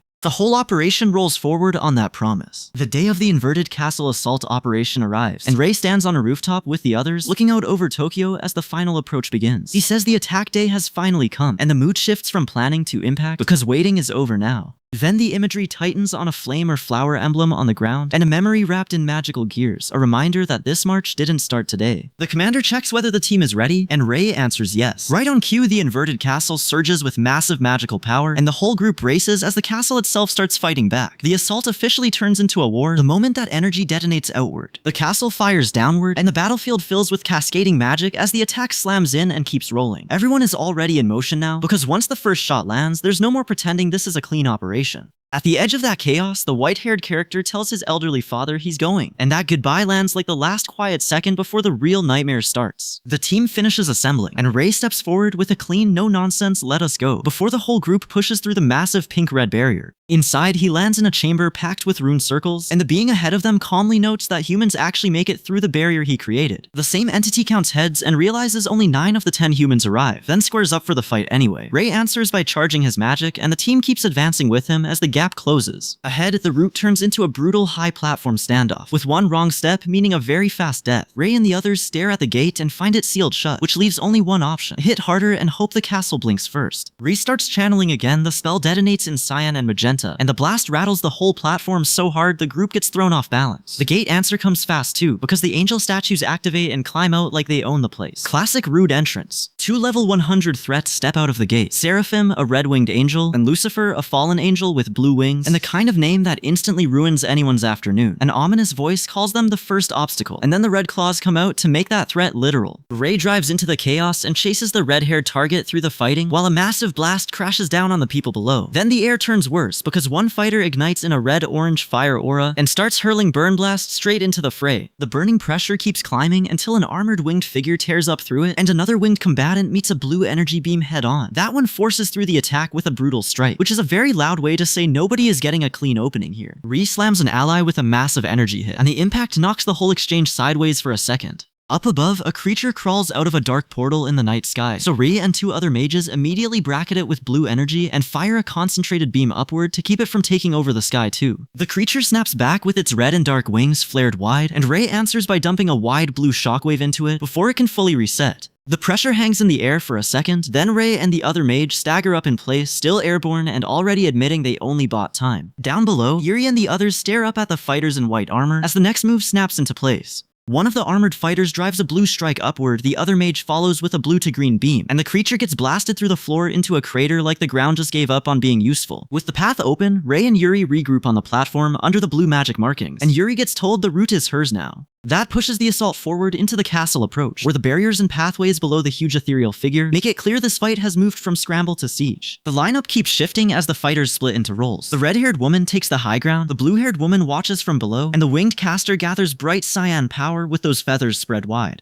Then the red-haired woman cuts in, asks if this can be left to her, and the whole formation tilts toward her move. A blue-haired man turns with purple runes crawling around him, and Ray hears the line about working with the primary color kings while the others close in around him. A beat later, the red-haired woman is already in the air with blue-white floral power bursting under her, so this group clearly does not believe in taking turns politely. Another winged figure drops through a swirl of purple space while a calm caster gathers purple-blue power through both face and hands, then raises glowing blue blades. Right after that, the caster announces he is going in and fires off Prominence Nova, which is a very dramatic way to say the room is about to become unusable. Black King steps through the counterattack by waving off the fire with blue energy, then draws the Abyss Blade and starts moving with it. That turns the clash from messy spellfire into a straight-up execution attempt, which is usually bad news for whoever stands in front of him. Someone on the sidelines looks over the damage and admits they expected about half of them to fall here, but the next read says the situation is even better than that. The cast then rolls straight into the next title card, Vera Gates of Eclipse, and the whole thing shifts from battle noise to the larger world beyond the eclipse. After that reset, the group appears together in a strange new place, and the red-haired woman grins beside the blonde man because their side has finally arrived. Then 2 figures drop onto the dark platform. One woman says, "Alright, let us do this," and the others immediately look ready to follow through. Ray turns up next, the blue-eyed, dark-haired lead everyone is calling for, and his comrades check in on him like the reunion is happening in the middle of a war, which it basically is. Ahead of them, a glowing castle rises, and the final line lands on the only sane request anyone can make here. Everyone comes back safely. The team sprints across the crumbling arena while red blasts rip through the floor behind them, turning the whole place into a bad time with extra fire. Up front, Ray cuts in with a glowing blue sword as a black silhouette looms in the haze, and somewhere off to the side 2 men light up when the hit finally lands. With the path open, Ray and the others push into the grand corridor and lock onto the real objective, Kronos. The full team keeps moving together, and Ray's face hardens into that very specific look that says nobody is getting to leave this room without a fight. The commander snaps everyone back into line and tells them to stay alert, because that warning arrives exactly 1 second before a huge armored creature charges in with magic crackling off its body. Ray's side answers immediately, throwing up a blue shield while the red-haired fighter prepares the counter, which is the sort of teamwork that keeps you alive when something that big starts swinging. The counter lands, and the first enemy detonates in a massive blast, with the clean little 1 making the tally feel almost rude. The commander does not get to enjoy it for long, because 1 major enemy is still standing, and he puts the rest on the fighter's shoulders. The fighter answers that he has been training the whole way here. Then purple power surges out as a giant armored creature towers over him with yellow lightning crawling around it. He slams back with gold-yellow magic, and even before the strike finishes, his face is already swallowed by purple-magenta force. The witnesses immediately realize the transformation has grown again, even bigger than before, which is the kind of sentence you say right before the room gets flattened. He fires off a beam, the enemy hurls back a stronger spell, and the clash turns the whole approach into a power contest nobody gets to politely step out of. Ray stays with the group and watches the pressure climb, noting that their overall level has risen too. He decides there is no point holding back, so he draws his weapon and gets ready to send it out. A dragon is woken up, and the thing opens its eyes wide as magical energy surges through it. It spits contempt at these mages who got drunk on their own rapid advance, which is a very dramatic way to say they just made the wrong hallway louder. That roar leads them to the grand staircase leading to the top floor, and Ray's group keeps climbing until the mood finally curdles into dread. Then Fafnir answers with a devastating attack, cutting off Ray mid-sentence as the explosion swallows him whole. From the blast, the dragon emerges and its silhouette swells under a heavier magical aura, turning the whole storm into a warning label. Fafnir stands fully revealed, identified as Violent Dragon Fafnir level 209, one of the strongest monster species, and Ray can only stare long enough to ask if this is Kronos' doing. Ray looks at the dragon and immediately clocks the real problem. If a thing this nasty is here, then Kronos has already pushed his power this far. That makes this less a random boss fight and more a warning that the endgame is already moving. He draws up his magic and the whole group commits, because backing off now would just leave them staring at a dragon with nowhere to run. Ray's side doesn't bother with speeches for long. They lock in and go straight at it. The clash ends in one massive blast, and the dragon gets folded by the impact hard enough to leave nothing but noise and fire behind. Ray follows that with the simple promise that they will handle this dragon and keep moving. Later, in a cemetery lined with gravestones, Ray cuts through the panic and tells everyone not to lose sight of the bigger picture. Then the ugly part lands. Kronos controls time, which means this fight is not about hitting harder, it is about not getting erased by a power that can cheat the clock. Ray starts to say what that means for their side, and the answer is obvious enough that nobody really needs the rest of the sentence. If anyone can stand against Kronos, it has to be Ray, so the others push him toward the next move before the window closes. Ray narrows it down to one grim truth. This second run at Kronos will not be like the first time. The team agrees, then blasts upward together in a burst of magic like they are trying to punch a hole in the sky before it changes its mind. The enemy answers the rush and the air turns into a mess of clashing power. Ray gets driven back in the exchange, then the whole group gets blown away when the pressure spikes, which is a very rude way for a battle plan to be rejected. After the shockwave clears, Ray is standing alone and calm because somebody has to look like they meant to do that. The next attack comes as a huge yellow burst and the group braces together while Ray keeps the objective in mind. It is still ahead. Ray catches one last question about whether they are ready, and the answer is buried in the fact that he is still moving. Then the scene snaps into the real Kronos setup, with a return to the past, Black King looming in purple aura, and the four-person group pulled together for what comes next. An ornate gate opens with blue runes burning across it, and energy starts raining down like the place itself is testing the trespassers.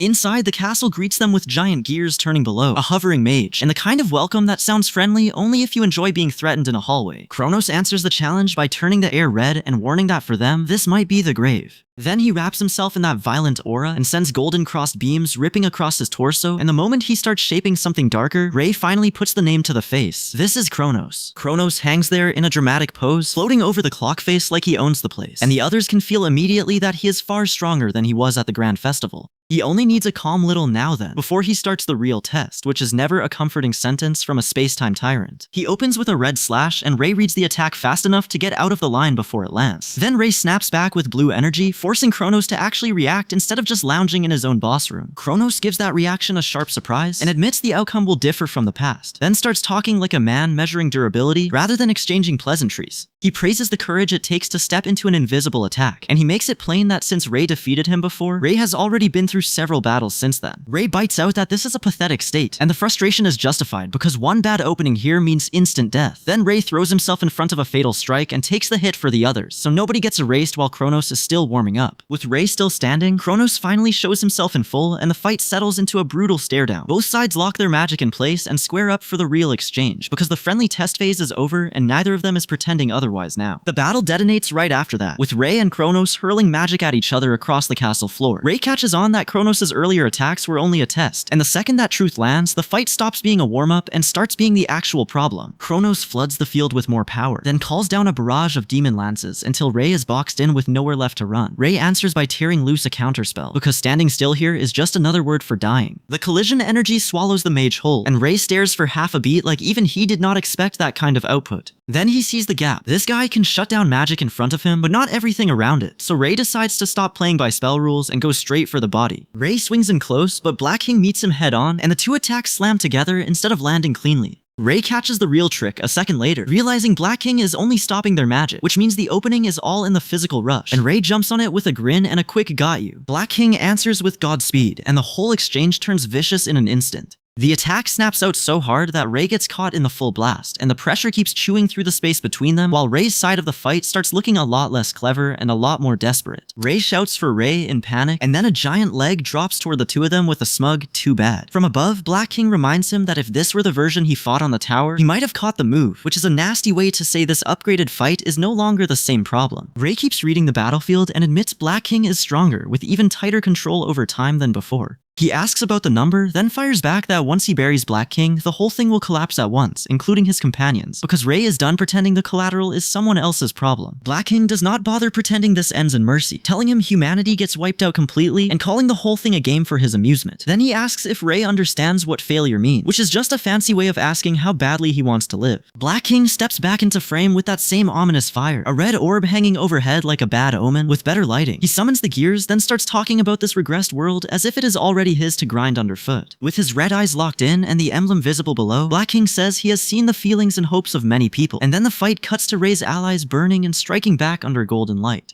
That is the difference he is measuring here. Ray has a team that keeps standing up, and Black King is watching the whole thing like he wants to test how much hope it takes before it snaps. A blue attack comes screaming in, but Black King catches it with red slashing energy and answers with a cold, interesting but. The heroes get thrown back in the counter. Then Black King washes the field in pink magenta power and shuts it down with one last line. Getting emotional is childish because it makes them the perfect target. Ray refuses to back off and hits Black King with a layered blast, the kind that fills the whole space with light and noise in one ugly breath. Black King catches the exchange head on, but the force still blows him back, so the I control time speech suddenly has to deal with being physically moved around like anyone else. Black King answers the pressure by staring down his opponent and calling out the move for what it is, a shield trying to buy time. Then he doubles down on the gimmick and reminds everyone that time itself is his lane, which is a pretty smug thing to say while standing in a fight you are not winning cleanly. Ray keeps smiling through the red flash and forces the issue, and that push peels back Black King's disguise. The opponent's true face comes out with the red eyes and dark markings, which is always a bad sign unless you are trying to sell a nightmare. The fight jumps into the air as Ray comes in with blue energy, and Black King meets him in high-speed close combat instead of letting him breathe. Ray finally shows the card Hojo entrusted to him, and it turns out that card is a rewind skill, which is exactly the sort of thing you want to keep quiet until the moment someone says control time. Black King laughs because he already read the move before it lands, then orders the battle finished before the time power gets fully mastered.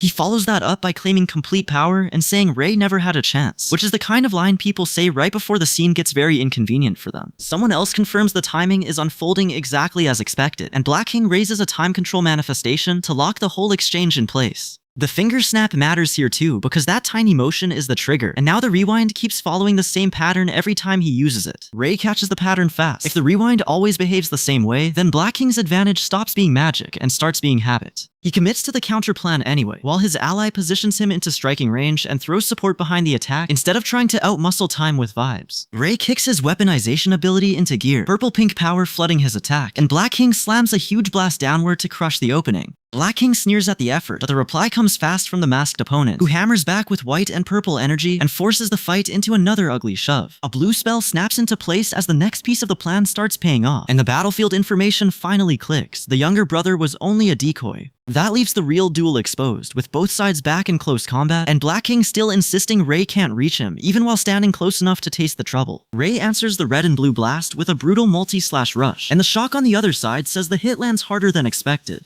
The back and forth turns into a wrecked close-quarters shove. Then the weapon's secret finally slips out. This magical sword cuts mana itself, which is a very rude thing for a sword to specialize in. That opening lets Ray keep pressing, carving down with more layered slashes while the system flashes a fresh reward. He obtains rewind. He feels the strain in his body, even as Black King drags the duel into a higher gear, bragging that rewind is only one of many skills he owns. Black King then stands there with a red staff, thinking about stopping time whenever he wants, and the eye close-up makes it clear he is not joking around. He freezes the moment and drives the red weapon in, while Ray takes the hit but can barely register pain, which is honestly a terrible trade. Ray reels back in pain, then ends up smashed flat in the wreckage, blood and magic sigils all around him. Black King leans in and mocks him for being happy to move again, just long enough for Ray to try rewinding time on his own. Black King catches that rewind and cuts it off cold with a short nasty oops, then keeps standing over Ray with the staff ready. He hisses that he cannot use skills in this state, which is the sort of complaint that really should have come with better timing. Ray answers by forcing the fight into a fresh surge of dimensional power, and the arena fills with red, blue, and then a growing blue rune that starts swallowing the space between them. He launches upward, aura flaring wide, and the whole clash twists into his next stage growth instead of just another exchange of blows. Black King catches the change with a sharp ah, but Ray stays calm for once as his form breaks apart into light. The last image hangs on an ethereal shape and a final glow around him, like the fight just shoved him across a threshold and forgot to ask permission. Black King finally drops the mask and admits that even Kronos was only part of the problem. He starts explaining what he really is, then flat out names himself as someone who has already lived through the end of worlds, which is a hell of a resume to pull out mid-fight. He traces that back to the moment right after Ray regressed, when he became a wandering soul and kept drifting across worlds instead of disappearing. From there, he lays out the ugly pattern. Kronos wipes out every world he touches, and Rei has been gathering companions and bonds in the middle of that ruin. Then the fight turns into a full power ritual, with the gathered magic condensing through Rei's hands and firing back as one brutal strike. Black King explains that the blue cube is the crystallized power of countless worlds, which is a very dramatic way to say somebody has been hoarding disaster in item form. Rei comes out of the blast, standing tall, but the surge yanks him through a purple vortex and into a worse-looking stretch of the battle. His mana hits its limit, and the system starts muttering about skill evolution, which means the pressure finally forces skill drain to mutate into something stronger. That evolution lands with Rei battered in a dark, desolate field, while Black King presses the advantage and claims only he can move when time freezes. He tries to end it right there, but Rei answers with a red burst, cuts in with a purple slash, and sends Black King flying hard enough to make the whole exchange look suddenly less one-sided. Black King stares at the hit Rei just landed and actually sounds stunned for once, like the idea of getting outpaced has offended him personally. Then purple magenta power erupts around him, and he forces open a cyan vortex marked with wing-like symbols, tearing a four-dimensional path through space so he can move through timelines instead of around them. He spells it out while the spiral widens. This is a four-dimensional space, his domain alone, and Rei is not supposed to get inside it. Black King decides not to wait around for Rei to prove him wrong, slips toward the future, and starts launching his attack through the portal like he owns the calendar. Rei cuts straight into Black King's space and demands to know why he is here, and Black King answers with the one word that matters, Kronos. Rei answers by packing every bit of power entrusted to him into one last push, swearing he will finish this fight himself even if the whole room has to break around him. The clash turns brutal fast, with lightning and raw force hammering Rei until he gets blasted back, then he snaps in a Divine Spear manifestation and comes right back at Black King anyway. Black King catches the move, covers himself in the same hellfire Rei is using, and Rei's blue claw barrage lands hard enough to make him grunt and admit the wound actually matters. Even with blood and heat in the exchange, Black King keeps talking over the carnage, tossing out Rei Kurosaki's name, and then cutting himself off to say this one is different, an enemy. Rei locks in, and the story pulls back to the bigger disaster behind all this. The inverted castle suddenly appears over Tokyo, the dungeon collapse attempt goes sideways, and Rei drives forward through the pain with his face wrecked, and his weapon already raised. Then the final reveal hits through Black King's power, the thing speaking about him and the origin of the gods is standing there radiating an absurd amount of force, and Rei has to hear it while still in striking distance. For Rei, that means this fight is not just about surviving another blast, it is the doorway to what the gods actually are, and why Kronos ever